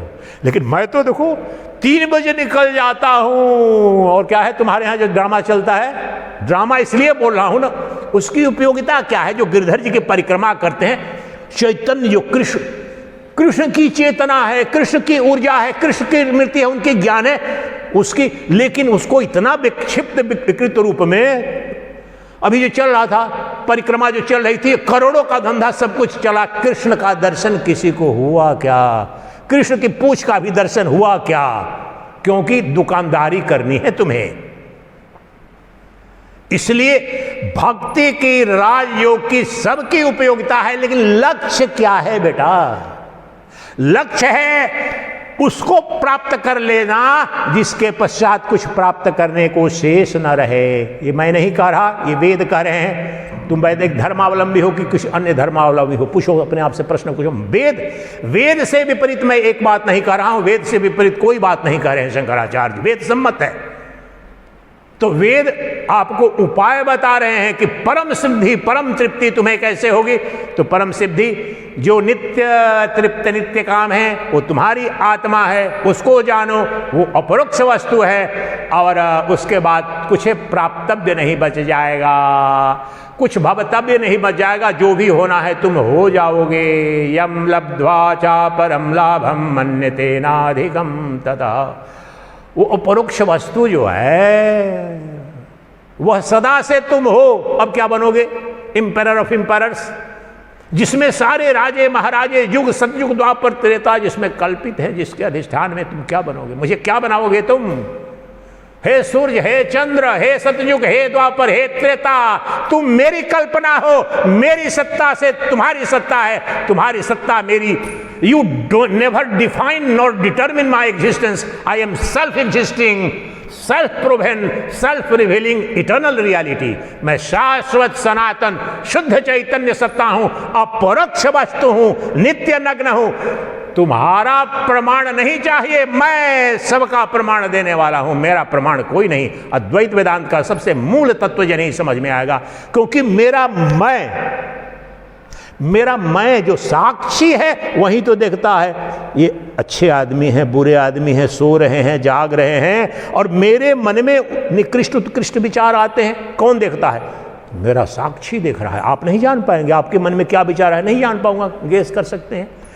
इसलिए वह जो तत्व है, वह जो पदार्थ है, वह जो वस्तु है, वो जो नित्य उपलब्ध है, वह अपरोक्ष है, और उसको जानने की विधि अपरोक्ष विधि है।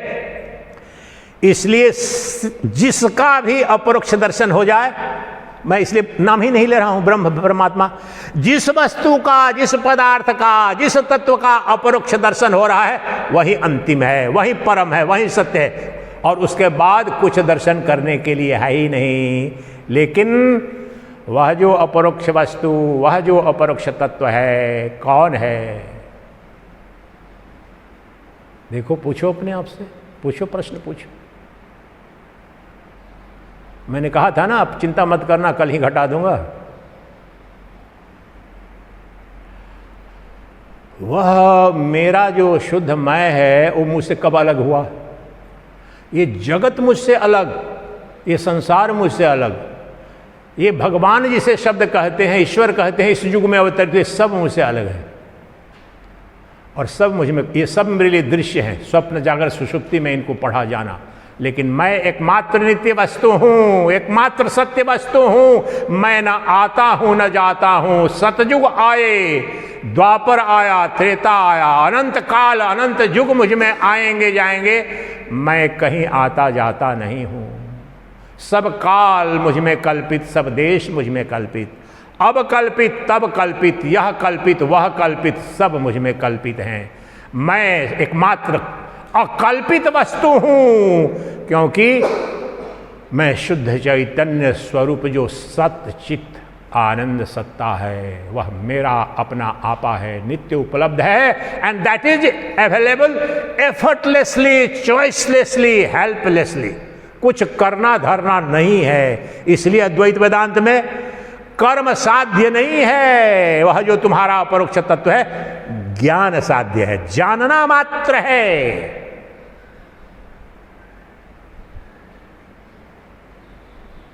बात कुछ समझ में आई थोड़ी सी? अब इसको और स्पष्ट करने के लिए चलते हैं बृहदारण्यक उपनिषद में। वहां पर शब्द है साक्षात अपरोक्ष ब्रह्म दर्शना। मेरे प्रवचन में है 3-4 प्रवचन कई सालों में। अब इसी को और स्पष्ट करने के लिए बताता हूं, very interesting story Anil ji, तो आपके लिए सुनाऊं ना? समझ में आ रहा है? हैं? पक्का?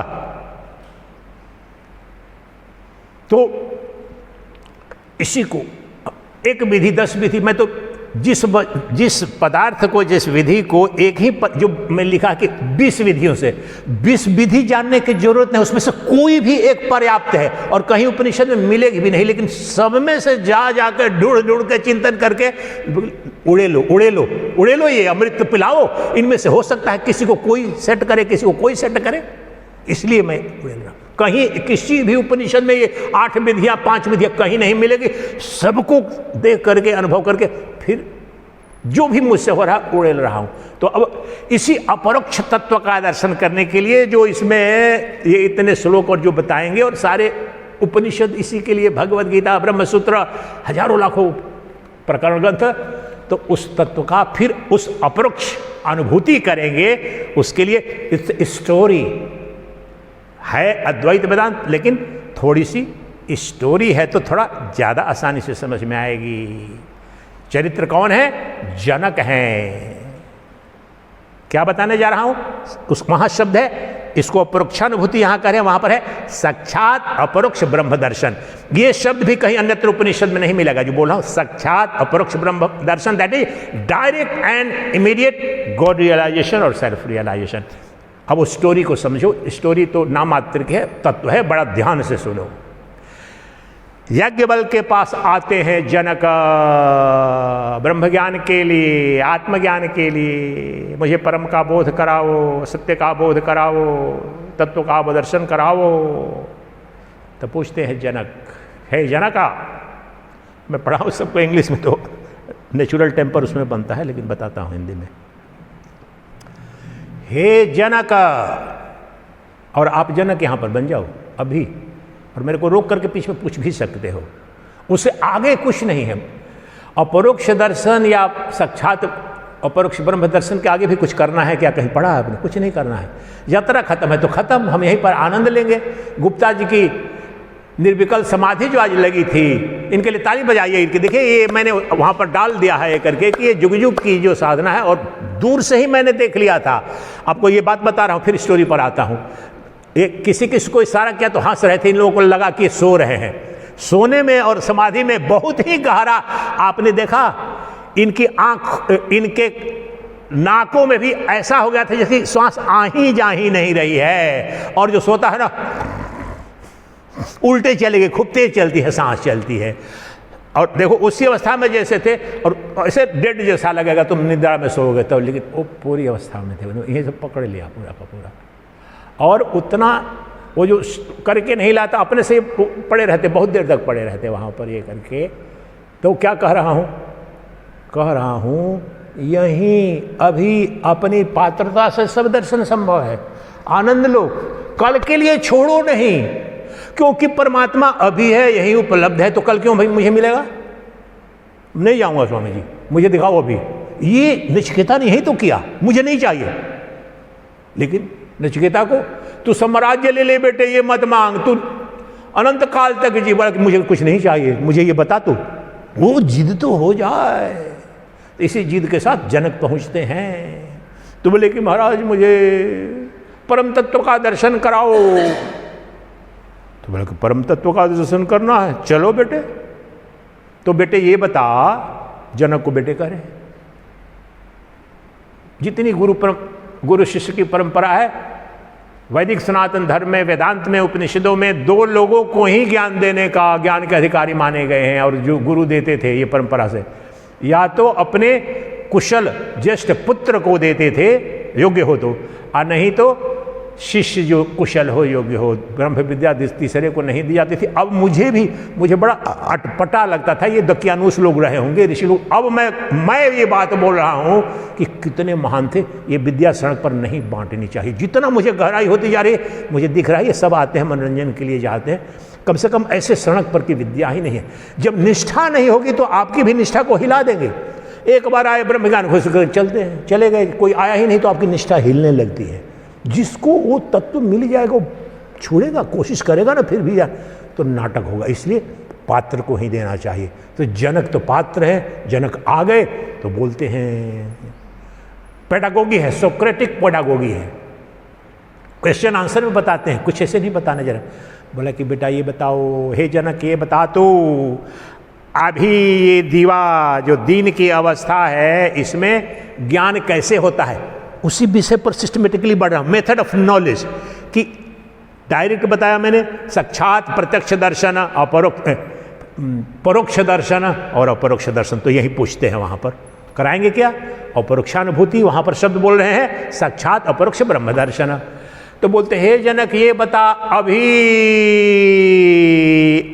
अब उस समय हजारों वर्ष पूर्व लिखे गए शब्द हैं, अर्थ नहीं समझो तो what enables the activities of the day, ऐसे पूछ रहे हैं। लेकिन कहने का तात्पर्य है कि ये दिन में जो भी गतिविधि करते हैं सब लोग, मनुष्य लोग कर रहे हैं, तो वो कैसे संभव हो पाता है, यानी किस प्रकाश में, उसको उसका तात्पर्य किस प्रकाश में, किस आलोक में। जैसे यहां पर रात में अगर बिजली चली जाए तो अब डर लगेगा, आगे नहीं बढ़ पाएंगे 1 मिनट। अगर कमरे में ही डर लगता है, मुझे मोबाइल को बगल में उधर इसलिए रखना ज़्यादातर पड़ता है कि बिजली बिल्कुल कभी कभी चली जाती है, उठना है लघु शंका के लिए, किसी के लिए, अब कमरे में हो फिर डर लगेगा कि नहीं लगेगा।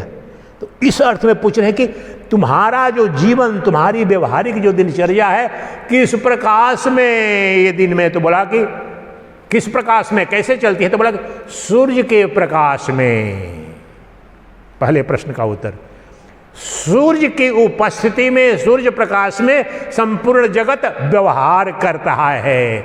अर्थ समझ में आया? अब देखो सूर्योदय हो जाता है, सबने अभी भी कितना भी विकास हो गया, सब कुछ हो गया, अब दिल्ली में तो रात भर इतनी लाइट, फिर भी तो रात में ही अधिकांश सोने का, इतना पर्यावरण नष्ट हुआ, सब कुछ हुआ, फिर भी ऐसा तो कभी नहीं हो पाएगा। चलो इसेंशियल सर्विसेज चलती हैं, लेकिन जब दिन का सूर्य निकल जाता है, 1 पैसे का खर्च नहीं, हम सब जगह निकलते हैं, आते हैं, जाते हैं। तो दिन का हमारा जो जीवन है, जो व्यवहार है, वो किसके द्वारा संचालित हो रहा है, किस प्रकाश में संभव हो पा रहा है? सूर्य प्रकाश में। उत्तर दिया जनक ने। फिर दूसरा देखो, अपने उत्तर नहीं दे रहे हैं, दैट इज सोक्रेटिक मेथड। मैं पॉलिटिकल साइंस के स्टूडेंट के रूप में बहुत ही डीपली मैं उसमें बोलता था, तो मेरे जो दोस्त थे डीप चला जाता था उसमें, अरिस्टोटल, प्लेटो और सुकरात का। तो प्रश्न पूछेगा, अब उत्तर नहीं देगा, खुद निकलवा लेगा शिष्य से। और वेदांत की भी यही महिमा है, विधि तात्विक यही है। तो फिर पूछते, अच्छा ये बता, दिन का तो संचालन, दिन की दिनचर्या तो सूर्य से, रात की दिनचर्या, रात का व्यवहार कैसे होता है, किससे संभव होता है? जब सूर्य नहीं रहता है तो रात में कैसे व्यवहार होता है? बोला कि चंद्र प्रकाश से। ध्यान रखना शब्द प्रकाश, क्योंकि अंत में प्रकाश पर ही जाएंगे। बोले चंद्र प्रकाश में होता है जी, चांदनी रात रहती है जी, या तारक ले लो, सितारा प्रकाश, जो भी प्रकाश है इतना नहीं। अब कुछ तर्क करने वाला पूछ देगा, अमावस्या की रात को तो चंद्रमा रहता नहीं है, कैसे दिखता है? तो दर्शन हैज इट्स ओन लिमिटेशन, उसको बताने का लक्ष्य है ये समझो कि रात में भी जब चंद्रिका की चांदनी है तो बहुत कुछ हम आनंद, कल भी बताया था ना कि देखो ये जो क्या बोलते हैं, शुक्ल पक्ष बोलते हैं ना, तो चांदनी का आनंद हम लोग रात में गए थे, वहाँ पर ले रहे थे, तो चांदनी वहाँ पर थी, नहीं तो रात में ऐसे देखना पड़ेगा मोबाइल से। ये पर्पस है कि रात्रि का व्यवहार कैसे होता है बेटे? तो बोला कि चंद्र प्रकाश में। फिर बोला कि जब चंद्र प्रकाश भी नहीं रहता है तो ये जीवन का संचालन, बोध, ज्ञान, व्यवहार किससे होता है? तब जनक शिष्य उत्तर दे रहा है। तब बोला कि वाणी से, आवाज से, साउंड, वहां पर शब्द है। जैसे घर में आपकी लाइट चली गई या कुछ नहीं दिख रहा है, ओ बंटी तू किधर है? अब अंधेरे में कोई एक दूसरे को नहीं दे तो बोलेगा ना, पापा मैं इधर बैठी हूं या बैठा हूं। करते हैं कि नहीं करते हैं अपने घर में? है नहीं करते हो माता? करते हो ना? किधर हो? तो बोले इधर हूं मैं, इधर हूं मम्मी। लाइट जब बिल्कुल चली गई यहाँ पर तो बोध हो गया, नहीं यहीं पर। जैसे बोल अरे तू कहाँ चली गई, वो कहाँ चला गया, वो बेटा पोता उधर चला गया। तो जब तक उसमें प्रकाश से तो दिखेगा नहीं, सूर्य प्रकाश है नहीं, चंद्र प्रकाश है नहीं, तो उसके होने का बोध साउंड से बोलेगा कि मैं यहां हूं। छुपा छुपी का खेल खेलते हैं ना बच्चे, मैं यहां हूं। ज्ञान हुआ कि नहीं हुआ, उसको ज्ञान हो गया ना, बोल दिया कि मैं यहां हूं।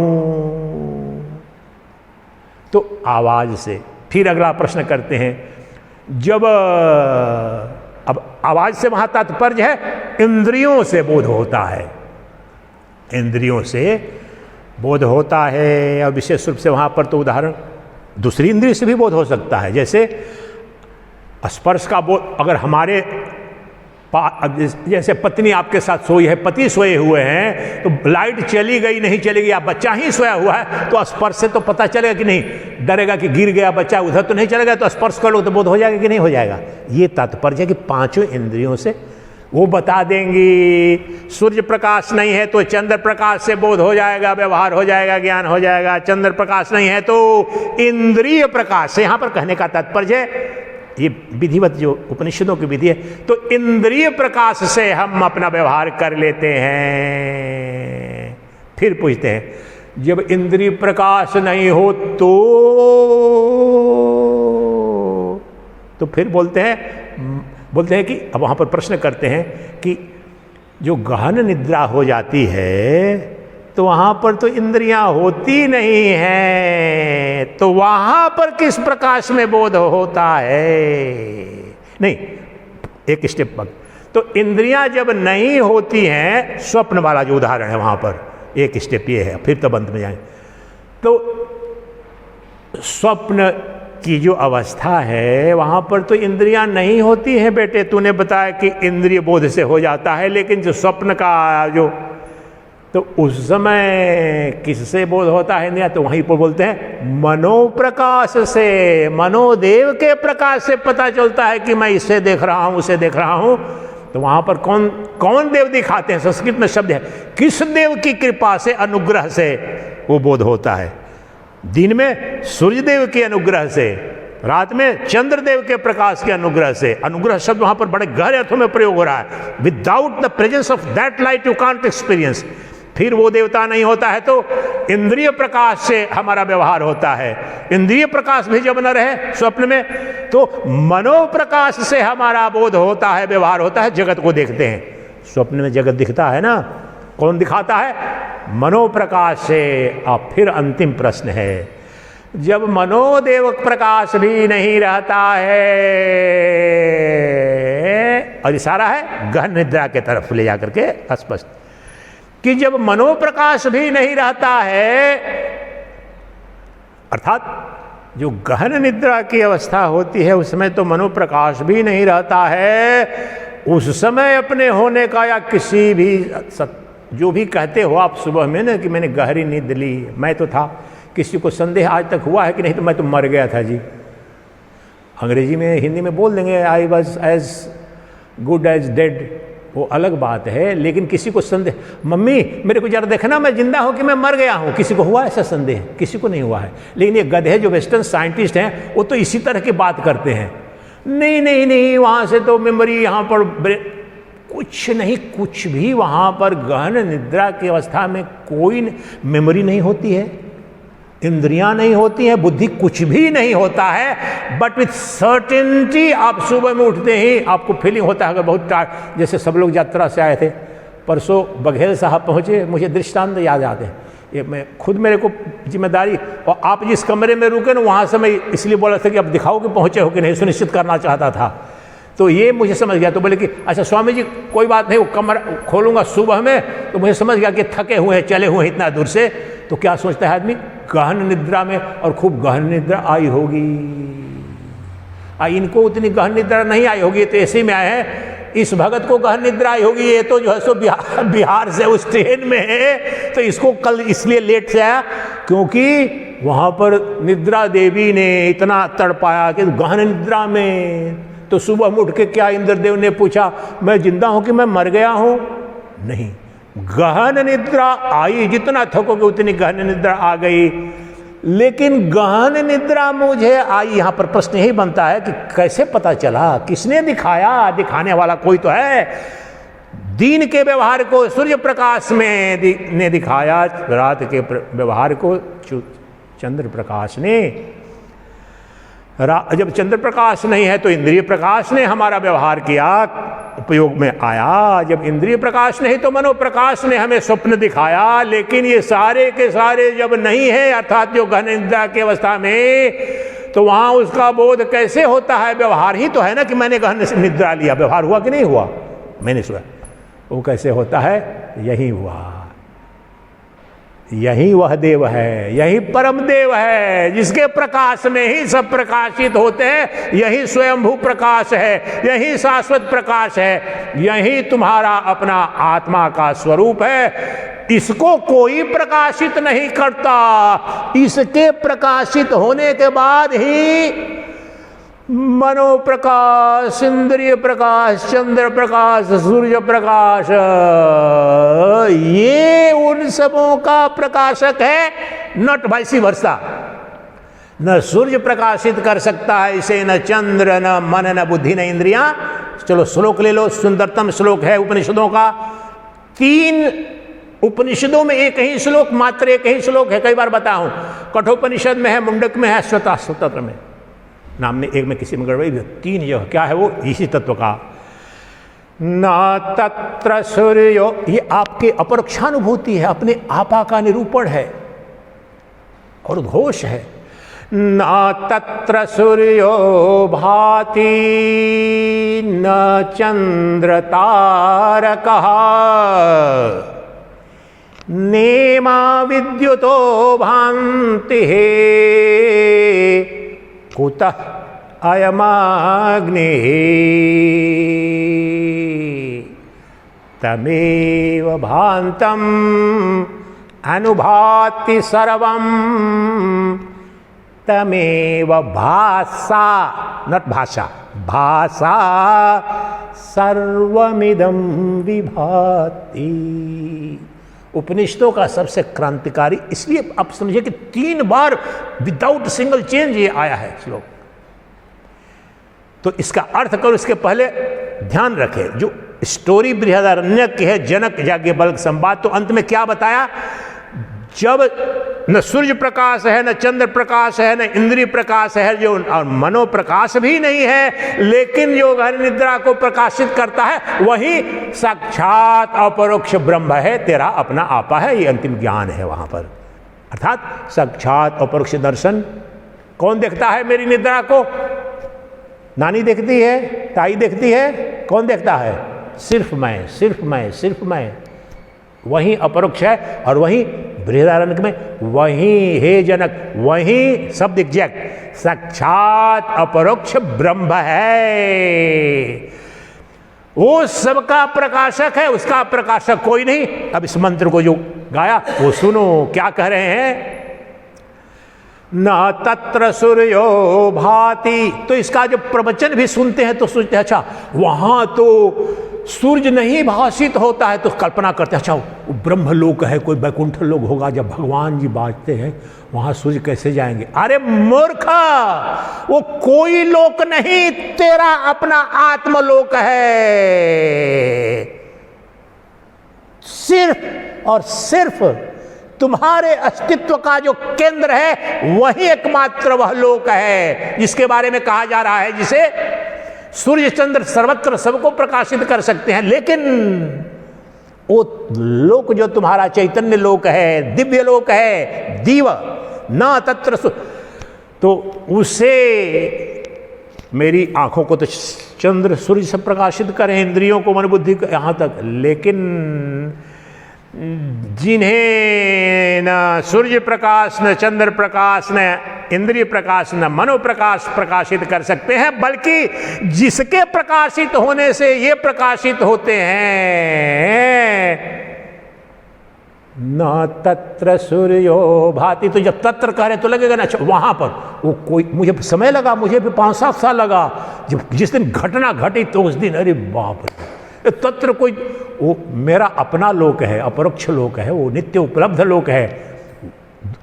सूर्य सबको प्रकाशित कर सकता है, चंद्र सबको, मुझे नहीं प्रकाशित कर सकता। तात्पर्य यह है। कैसे? न तत्र सूर्यो भाति न चंद्र तारकः नेमा विद्युतो भान्ते कुतः अयमाग्नि। वह जो तुम्हारा अपरोक्ष लोक है, जो देवलोक है, न उसको सूर्य प्रकाशित कर सकता, न चंद्र प्रकाशित कर सकते, न तारे प्रकाशित कर सकते, न विद्युत ही प्रकाशित कर सकते। देखो उपनिषदों विद्युत की, और विद्युत का ज्ञान साइंस। अग्नि की तो बात ही क्या है, अग्नि तो ऐसे क्षुद्र है, क्षणभंगुर है, ये क्या प्रकाशित करेगी? कैसे? क्योंकि उसके भासने से, by the light of that self-effulgent, self-luminous, self-shining light, these all get illumined.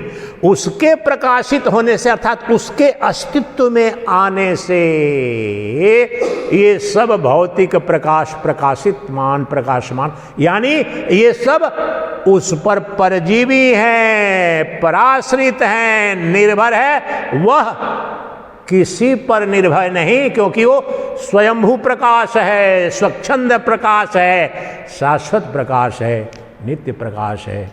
वही अपरोक्ष प्रकाश है, चैतन्य प्रकाश है, आत्म प्रकाश है, मेरा अपना आपा का प्रकाश है। मेरे प्रकाशित होने के पश्चात ही सब प्रकाश में आते हैं। सूर्य का प्रकाशक मैं हूं, चंद्र का प्रकाशक मैं हूं, तारों का प्रकाशक मैं सिद्ध करता हूं। मेरी सत्ता न सूर्य सिद्ध करता है, न चंद्र, न तारे, न विद्युत, न कोई सृष्टि का कोई। वेद मेरी सत्ता सिद्ध नहीं करते हैं, पुराण मेरी सत्ता सिद्ध नहीं करते, कोई मेरी सत्ता सिद्ध नहीं करता है। मैं स्वयं हूं। इसी को बोलते हैं self revealing, self proven, self shining, self effulgent reality. गहराई समझो, वो चैतन्य प्रकाश के लिए केवल हुआ है। The pure consciousness, the Atman, the witnessing consciousness alone is self-luminous, self-existing, self-shining, ever shining, without any dependence on anyone. वो मेरा मैं, जो मेरा अहम प्रकाश है, चैतन्य प्रकाश है, आत्म प्रकाश है, किसी का मोहताज नहीं, किसी से उधार नहीं लेता, बल्कि सब मुझसे उधार लेते हैं। भाषा सीखो, गरिमा देखो, नाचने लगेगा जिसको समझ में आएगा। तुम्हारा परिचय है, तुमसे उधार सूर्य लेता है। तुम्हारे अस्तित्व पर भीख मांग करके सूर्य, चंद्र, तारे, देवलोक, सब ब्रह्मलोक, ये सब तुम किसी पर निर्भर नहीं हो। तुम एकमात्र नित्य शाश्वत सनातन स्वयंभू सत्ता हो। सब पर तुम्हारा शासन, तुम्हारा पर कोई शासन नहीं।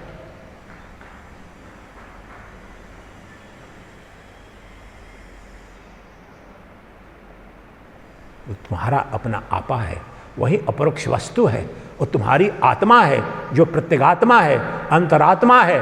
अभी यही सदा सर्वदा प्रत्येक वृत्ति ज्ञान, प्रत्येक अनुभूति में अधिष्ठान रूप से नित्य उपलब्ध है। सुख में, दुख में, ज्ञान में, अज्ञान में, स्वप्न में, जागृत में, सुषुप्ति में, ये सब आते जाते हैं, लेकिन वो नित्य उपलब्ध है।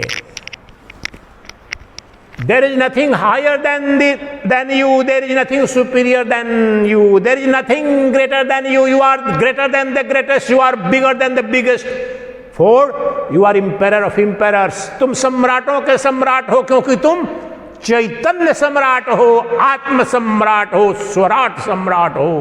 पंचदशी में ये शब्द है, स्वराट सम्राट। I am emperor of the infinite empire of self. आत्मा का जो साम्राज्य है, यही तो परमहंस बोलते हैं। शंकराचार्य महाभागवत में रोने लगता हूँ। कौपीनवंतम, कौपीन पंचकम, जो एक ही पंक्ति याद है। कौपीनवंतम खलु भाग्यवंतम, कौपीनवंतम खलु भाग्यवंतम, यही इसका अर्थ है। जो ये बताया ऐश्वर्य, जिसने अनुभव किया, शंकराचार्य कहते हैं जो कौपिनधारी है, कौन? परमहंस के बारे में जो कह रहे हैं कि उसकी संपत्ति एकमात्र क्या होती है? कौपिन, कौपिन मात्र होती है। लेकिन संस्कृत समझो यहां पर शब्द का कौपीनवंतम खलु भाग्यवन, ये जो कौपिनधारी है ये सृष्टि का सबसे बड़ा भाग्यवान है, the most fortunate, the richest. अब हंसोगे कि नहीं हंसोगे? दुनिया का हर आदमी ये देखो जी बाबा के पास लंगोटी नहीं, कुछ नहीं, और इसको घोषित कर रहे हैं, यही तो है बेटा, यही फंस गए।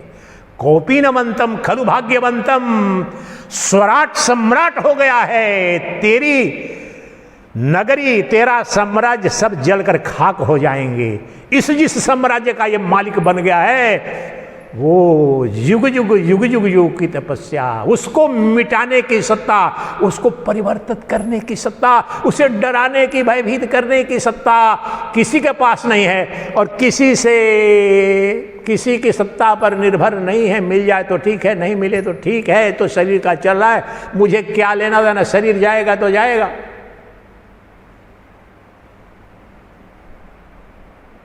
उससे बड़ा भाग्यवान कौन है? भाग्यवान कौन होना चाहिए? जिसे किसी पर निर्भर ही नहीं रहना पड़े, जिससे कुछ मांगना ही नहीं पड़े। सृष्टि में कोई भी व्यक्ति ऐसा नहीं है, पशु, क्योंकि मांगना जिनको पसंद हो, किसी को अच्छा नहीं लगता है, लेकिन आदत बन जाती है, इतनी निकृष्ट आदत बन जाए दूसरे को ठगने की। लेकिन वास्तव में आप गहराई में देखें, हर बार जब किसी से कुछ मांगते हो कोई न हिस्सा आपका मर जाता है, क्योंकि तुम सच्चिदानंद घन ब्रह्म हो, शाश्वत दाता हो, तुम भाग्य विधाता हो जगत के। और यहां पर जो भीख मांग रहे हो तो कैसे नहीं होगा सब कुछ? तुम किसी पर निर्भर नहीं, अनंत ब्रह्मांड जो दिख रहा है वो तुम पर निर्भर है। अब भिखारी अब यहां पर बने होगे तो दया कैसे नहीं आएगी? इसलिए सृष्टि का कोई जीव वास्तव में अंदर से मांगना नहीं चाहता है, मजबूरी में मांगता है। कोई भी किसी पर निर्भर नहीं। पंछी को देखो, पालते हो, पोसते हो, छोड़ते ही भाग जाते हैं। स्वतंत्रता, फ्रीडम, फ्रेंच रिवॉल्यूशन, पॉलिटिक्स में भी कॉन्स्टिट्यूशन, उदाहरण दूंगा अभी। Freedom is the greatest value. और मुक्ति शब्द का अंग्रेजी में शब्द लिबरेशन, फ्रीडम। ये बच्चा व्यक्तिगत कोई बताना मुझे विश्वास नहीं होता है। 10th या 11th का छात्र था गांव में, 15 अगस्त में भाषण देने का, इसकी बीमारी, पहले केजी नर्स से जबरदस्त टीचर बुलाते थे, बोलता भी था, ये रुकता भी नहीं था। उसमें ये बोला था, उसमें रामचरितमानस वगैरह पढ़ता था, ड्यूटी लगी थी घर की सोने के पहले। उस समय 10वीं क्लास के चौंक गए सारे के टीचर। मैंने बोला कि वो जो गोस्वामी जी बोलते हैं ना, परबस जीव स्वबस भगवंता, जीव अनेक एक श्रीकंता। स्वतंत्रता दिवस का भाषण प्रतियोगिता हो रही है। उस समय 10 वर्ष का, मैं खुद ये बात सोचता हूं तो मुझे विश्वास नहीं होता है कि इतना गूढ़ दर्शन, इतना कहां से, पॉलिटिकल लिबरेशन, पॉलिटिकल। लेकिन अब मुझे समझ में आ गया कि बिल्कुल ठीक बोला था। क्यों?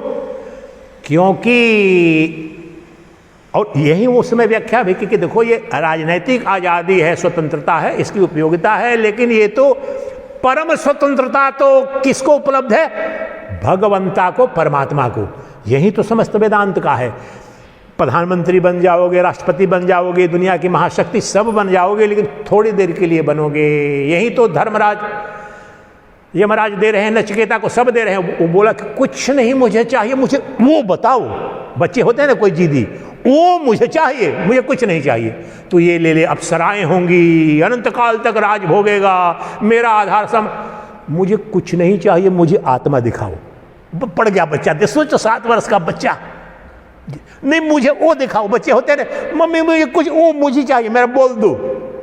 वैसे उस बालक ने पड़ गया। दुनिया का जितना भी प्रलोभन दिया जा सकता है सब दिया, लेकिन टिका नहीं वो बालक। नहीं, मुझे कुछ नहीं, मुझे आत्मज्ञान चाहिए बस। तब जब यही देखो पात्रता उसकी सिद्ध हो गई। जो पात्रता मैं बता रहा था, नचिकेता वाले परीक्षण में कितने पास होंगे, कितने फेल होंगे।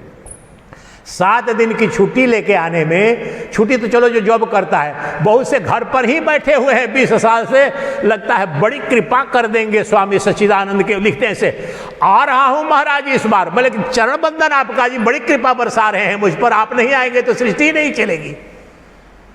अनुभूति बता रहा हूं, अधिकांश लोग ऐसा सोचते हैं बड़ी कृपा बरसा रहे हैं। सोचो वहां पर नचिकेता को सब दे रहे हैं जो नौकर, ऐसा मैं नहीं कह रहा हूं कि आप छोड़ करके, लेकिन इस पर चिंतन तो करो, उसको सब जो सृष्टि में दिया जा सकता है प्रलोभन दिया, यही जांचने के लिए कि पात्रता अधिकारित्व है कि नहीं। और मुमुक्षा तभी होती है, कैसे, क्या बताया कल, कि जो अनित्य है, यही तो नचिकेता बता रहा है कि ये ब्रह्मलोक भी अनित्य है। इसकी व्याख्या में भी है 5वें 7वें में जो बताया है शंकराचार्य ने कि ब्रह्मलोक से ब्रह्मादि स्तंभ पर्यंतम, ब्रह्मलोक से लेकर स्वर्गलोक पर इस जगत के जितने भी ऐश्वर्य हैं, कितने भी राट ना लगे, लेकिन चूंकि सब नश्वर है, क्षुद्र है, क्षणभंगुर है, तो मैं क्या करूंगा, दे रहे थे नचिकेता को, इसलिए तब प्रमाणिक वैराग्य होगा। कई लोग हैं बोलते हैं महाराज जी अभी नौकरी कर रहा हूं, 5 साल में रिटायर हो जाऊंगा, आऊंगा जरूर, 5 साल के बाद नौकरी, कल्पना नहीं बोल रहा हूं, सत्य बता रहा हूं, नाम नहीं ले रहा हूं। क्या हालचाल है, आ रहे हैं, मैं भेजता हूं सबको, ब्लॉक रखता हूं, लेकिन खबर सबको देता हूं समय खोल कर। क्या महाराज जी मकान बननी शुरू हो गई, अब दूसरा तो कोई है नहीं, जरा मकान बना लेता हूं, 2-3 साल में बना के जरूर आऊंगा, इसके बाद जरूर आ जाऊंगा। मकान भी बन गई, क्या हुआ महाराज जी, क्या बात है, एक पोता हो गया है महाराज जी, बड़ा सुंदर सा पोता है, मुझे स्कूल छोड़ने जाना पड़ता है।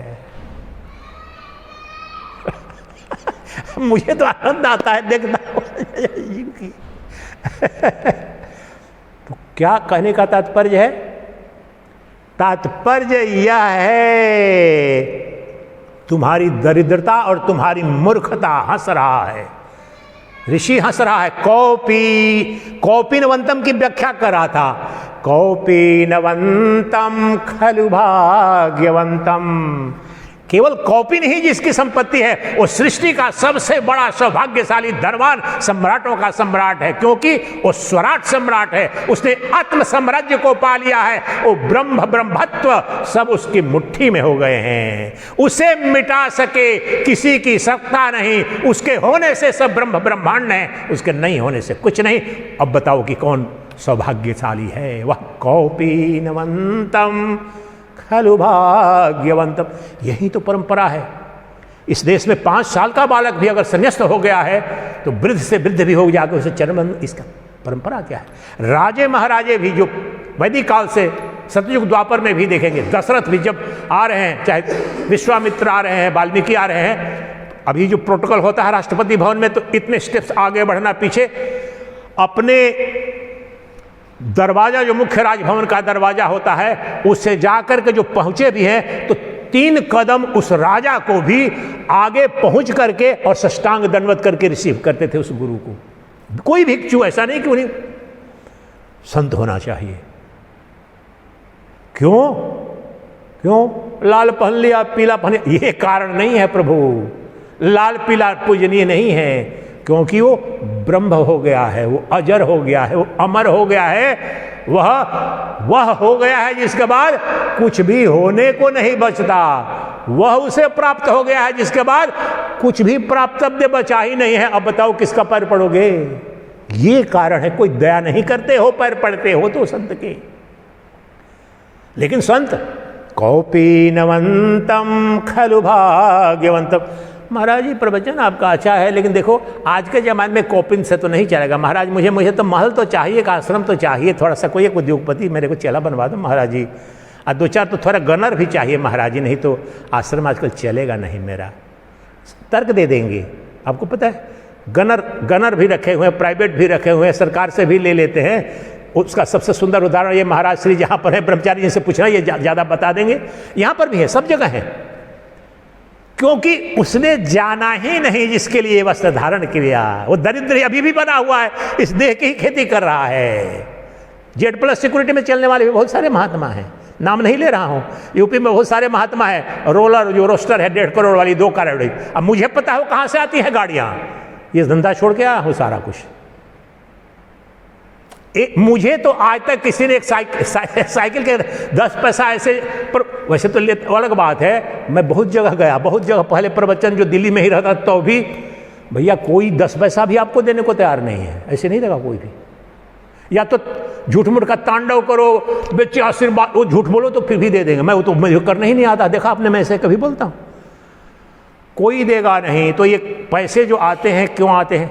तो लेकिन जो उस समय आते थे, और वैदिक संस्कृति में ये सन्यास की महिमा थे, इसलिए कि ये साक्षात वह उपलब्धि इसने कर ली है जिससे ज्यादा कुछ संभव नहीं है, सर्वस्व उपलब्ध हो गया। इस शब्द भी कितनी गहराई है, सोचो, कांपने, मेरे तो रोंगटे खड़े हो जाते थे जान जान करके। तो तुम्हारा परिचय है ये, और तुमने क्या हाल बना रखा, जो बोलते हैं ना, ऐड आता है, बच्चे को माँ बोलती है कीचड़ उचड़ में, तूने अपना क्या हाल बना रखा है, ये टॉनिक ले, वो टॉनिक ले। अब तेरे को कौन टॉनिक भाई बताएगा? तूने तो बड़ी सुंदर सुंदर सब महल बना लिए, सब कुछ कर लिए, लेकिन हाल तो सचमुच में तेरा जैसा बेहाल है वैसा तो किसी का बेहाल नहीं है बच्चा। क्योंकि दरिद्र दरिद्र की तरह रहे तो कोई दिक्कत नहीं, लेकिन जो सम्राटों का सम्राट है और सम्राटों के सम्राट के रूप में ही बना है वास्तव में, लेकिन अपने को भूल गया है, बस विस्मृति हुई है। यही तो कृष्ण को बोलते हैं अर्जुन, नष्टो मोह स्मृतिर लब्ध्वा। वो स्मृति क्या है? अपने आपा की, अपने स्वरूप की, यही है अपरोक्ष। वहां पर स्मृति का तात्पर्य किसी घटना की स्मृति नहीं हुई, दैट इज अपरोक्षानुभूति। अपने आपा का स्वरूप जान लिया, इसका जन्म नहीं, इसकी मृत्यु नहीं, ये संग दोष नहीं। ये भीष्म पितामह का नाम लेकर के रो रहा था कि सुसु करता था बचपन में इनके कंधे पर, ये आचार्य द्रोण ने मुझे श्रेष्ठ धनुर्धर बनाया, पता चल गया ये सब बाहर के खेल हैं, मेरी आत्मा में कुछ है ही नहीं, कोई है ही नहीं। अपने धर्म का पालन कर, छात्र धर्म का पालन कर, धर्म की रक्षा के लिए, तेरा कहाँ जन्म बंधन है? तो वो अपने आत्म स्वरूप को जान लिया, आत्म साक्षात्कार हुआ, वो तात्पर्य है। उसके बाद बार बार कृष्ण कह रहे हैं ये कर, ये कर, ये कर, अंत में वहां पर केवल कृष्ण कह रहे हैं यथेक्षसी तथा कुरु, जो जो बताना है बता दिया, तेरी इच्छा है। There is a very deeper philosophical pedagogic lesson in that. बार बार कृष्ण कह रहे हैं, तीसरे में भी कह रहे हैं तू ये बन जा, तू वो बन जा, तू ये कर, कुछ नहीं सुन रहा है, फिर प्रश्न कर देता है अर्जुन। लेकिन जहां पर कृष्ण ने बोला कि मैंने जो बताना था बता दिया, अब तेरी इच्छा यथेक्षसी तथा कुरु, और वहीं पर घटना घटती और बोलता है कि अब जो आपने कहा वह होगा। इस बात को समझो, कभी भी किसी को आदेश देकर के कुछ करा नहीं पाओगे। जिस समय परम स्वतंत्रता, लेकिन वो ज्ञान के आलोकित हो, वो स्वतः आपका गुलाम बन जाएगा, और वहां पर वास्तव में गुलाम बना। अंत में अब आपने जो कहा वही होगा। भगवत गीता में एक जगह कहीं भी नहीं कहा है। वहां पर अंत में जब पहली बार कृष्ण ये कह रहे हैं अब कुछ मैं अब बताने के लिए नहीं है, जो बताना था बता दिया, यथेक्षसी तथा करो, फ्रीडम भी दे देते हैं, बेटा तू कर। वहां पर नहीं बोलते हैं कि तू युद्ध कर ही, पहली बार वो कर रहे हैं, और वहीं पर देखो वास्तव में डिजायर्ड रिजल्ट मिलता है। बोलता है कि अब आप जो चाहते हैं वही होगा, मैं युद्ध करूंगा। ये महामनोविज्ञान है। तो वह विराटता, वह साम्राज्य, वह ऐश्वर्य किसका है? आपका है। वो अपरोक्ष वस्तु है, अपरोक्ष तत्व है, नित्य उपलब्ध तत्व है। इसलिए क्या बताया? अपरोक्ष ज्ञान क्या है, अपरोक्षानुभूति क्या है? वास्तव में जिस वस्तु का, जिस पदार्थ का, जिस तत्व का प्रतिपल, प्रति क्षण, प्रत्येक ज्ञान वृत्ति में, प्रत्येक वृत्ति में अधिष्ठान रूप से अनुभव हो रहा है, वह अपरोक्ष तत्व है, अपरोक्ष वस्तु है। वही साक्षात अपरोक्ष ब्रह्म दर्शन है। हो प्रतिपल रहा है, लेकिन तू अज्ञान के कारण ब्रह्म को बाहर खोज रहा है, भगवान को अन्य लोक में खोज रहा है, अमरत्व कहीं किसी दूसरे में खोज रहा है, जबकि अमरत्व सिर्फ और सिर्फ और सिर्फ तेरा स्वभाव है। सिर्फ तुम्हारे सिवाय कोई अमर नहीं है। ध्यान समझना, डीपर मीनिंग। जब तेरा कह रहा हूं, जीव को कह रहा हूं, और हर व्यक्ति पर लागू हो रहा है। तुमसे अन्य कोई सत्ता है, और सब मुर्दा है, मृत है। तू एकमात्र नित्य है, तू एकमात्र सत्य है, और तू एकमात्र नित्य अपरोक्ष वस्तु है। कहाँ जाना है? कहां देखने जाना? जिसे देखने कभी भी जाना नहीं है, हेल्पलेसली, चॉइसलेसली, एफर्टलेसली जो दिख रहा है वही ब्रह्म है, वह तुम्हारा अपना आपा है। बताओ कहां नहीं दिख रहा है, कब नहीं दिख रहा है? आज का वक्तव्य संपन्न हुआ। किसी को कोई गंभीर शंका हो, रोको मुझे, प्रश्न करो। मैं अब चुनौती वह दे रहा हूं कि जो एक ही है वो, और सबको, जो साक्षात अपरोक्ष ब्रह्म दर्शन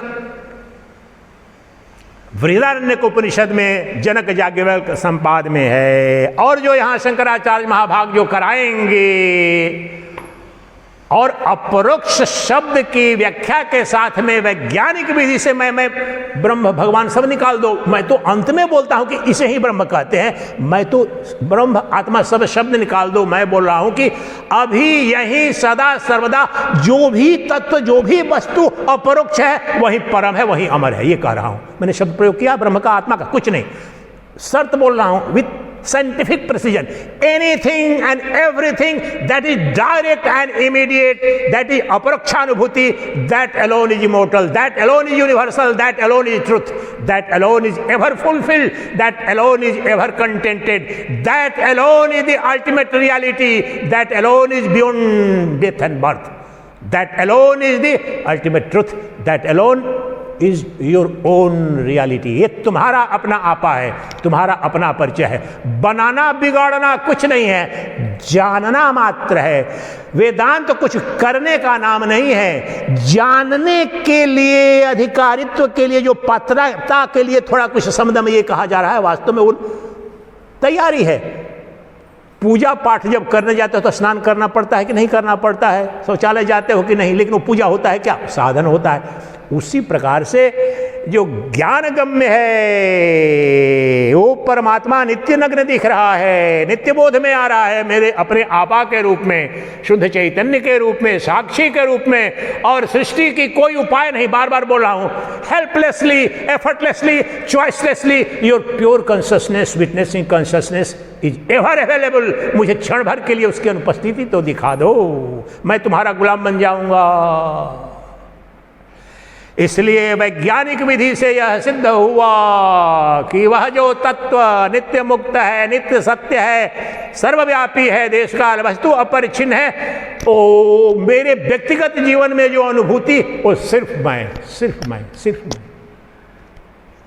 मेरे लिए जो अन्य ये जितनी सत्ता है सब दृश्यमान हो जाती हैं। ये अलग बात है, जब अनुभव होगा तो ये अनुभव होगा कि ये सब मुझ में कल्पित है। इसलिए तो अद्वैत वेदांत। इसलिए अंतिम पंक्ति, जो आत्म ब्रह्म है, जो अपरोक्ष वस्तु है, अपरोक्ष पदार्थ है, वही साक्षात अपरोक्ष ब्रह्म दर्शन है, और वह नित्य उपलब्ध है। वही तुम्हारा साक्षी चैतन्य, उपनिषदों में जिसे साक्षी चैतन्य अंतरात्मा प्रत्यगात्मा कहा जाता है।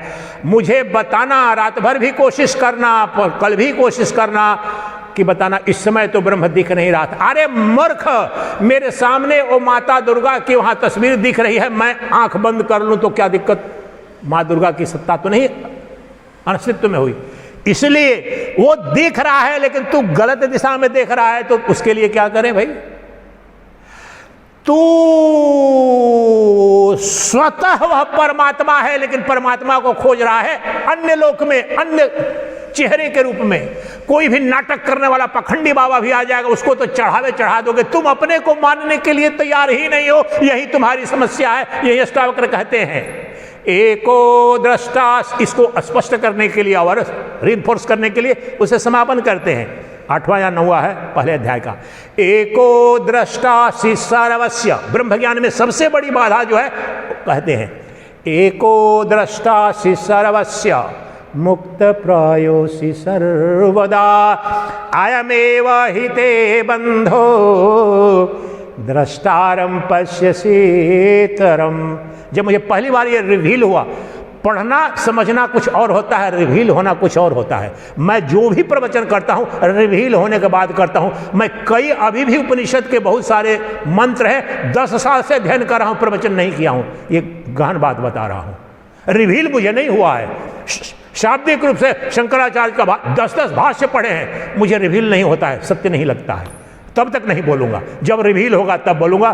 तो ये जो बोल रहा हूं अभी, रिवील हुआ अष्टावक्र का इतना गहरा कि एक मात्र बंधन है। क्या बोलते हैं कि देखने जानने अनुभव दृष्टा एक ही है, दो नहीं है। दिखने वाले बहुत है, देखने वाला एक है। हे जनक, एको दृष्ट और नित्य मुक्त है। अब मुक्ति में सब कुछ जो मुक्त है वो मृत्यु से भी मुक्त है, बंधन से भी मुक्त है, देश काल वस्तुओं परिच्छिन्न होगा, स्वाभाविक है। तो एक ही दृष्टा है और वो नित्य मुक्त है, जिसकी आज़ादी, जिसकी फ्रीडम, जिसे बोल रहा हूं मुक्ति कहते हैं। लेकिन तुम्हारा बंधन ये जनक यही है कि तुम वह जो नित्य मुक्त, जो एक अद्वितीय साक्षी है, वो अपने को नहीं किसी अन्य को मानते हो। अर्थात दूसरी भाषा में कहें, वो ब्रह्म तू है, वो परमात्मा तू है, वो साक्षी चैतन्य जो सर्वद्रष्टा है और जो नित्य मुक्त है वो तू है, लेकिन तू किसी अन्य को साक्षी, अन्य को परमात्मा मान रहा, यही तेरा बंधन है।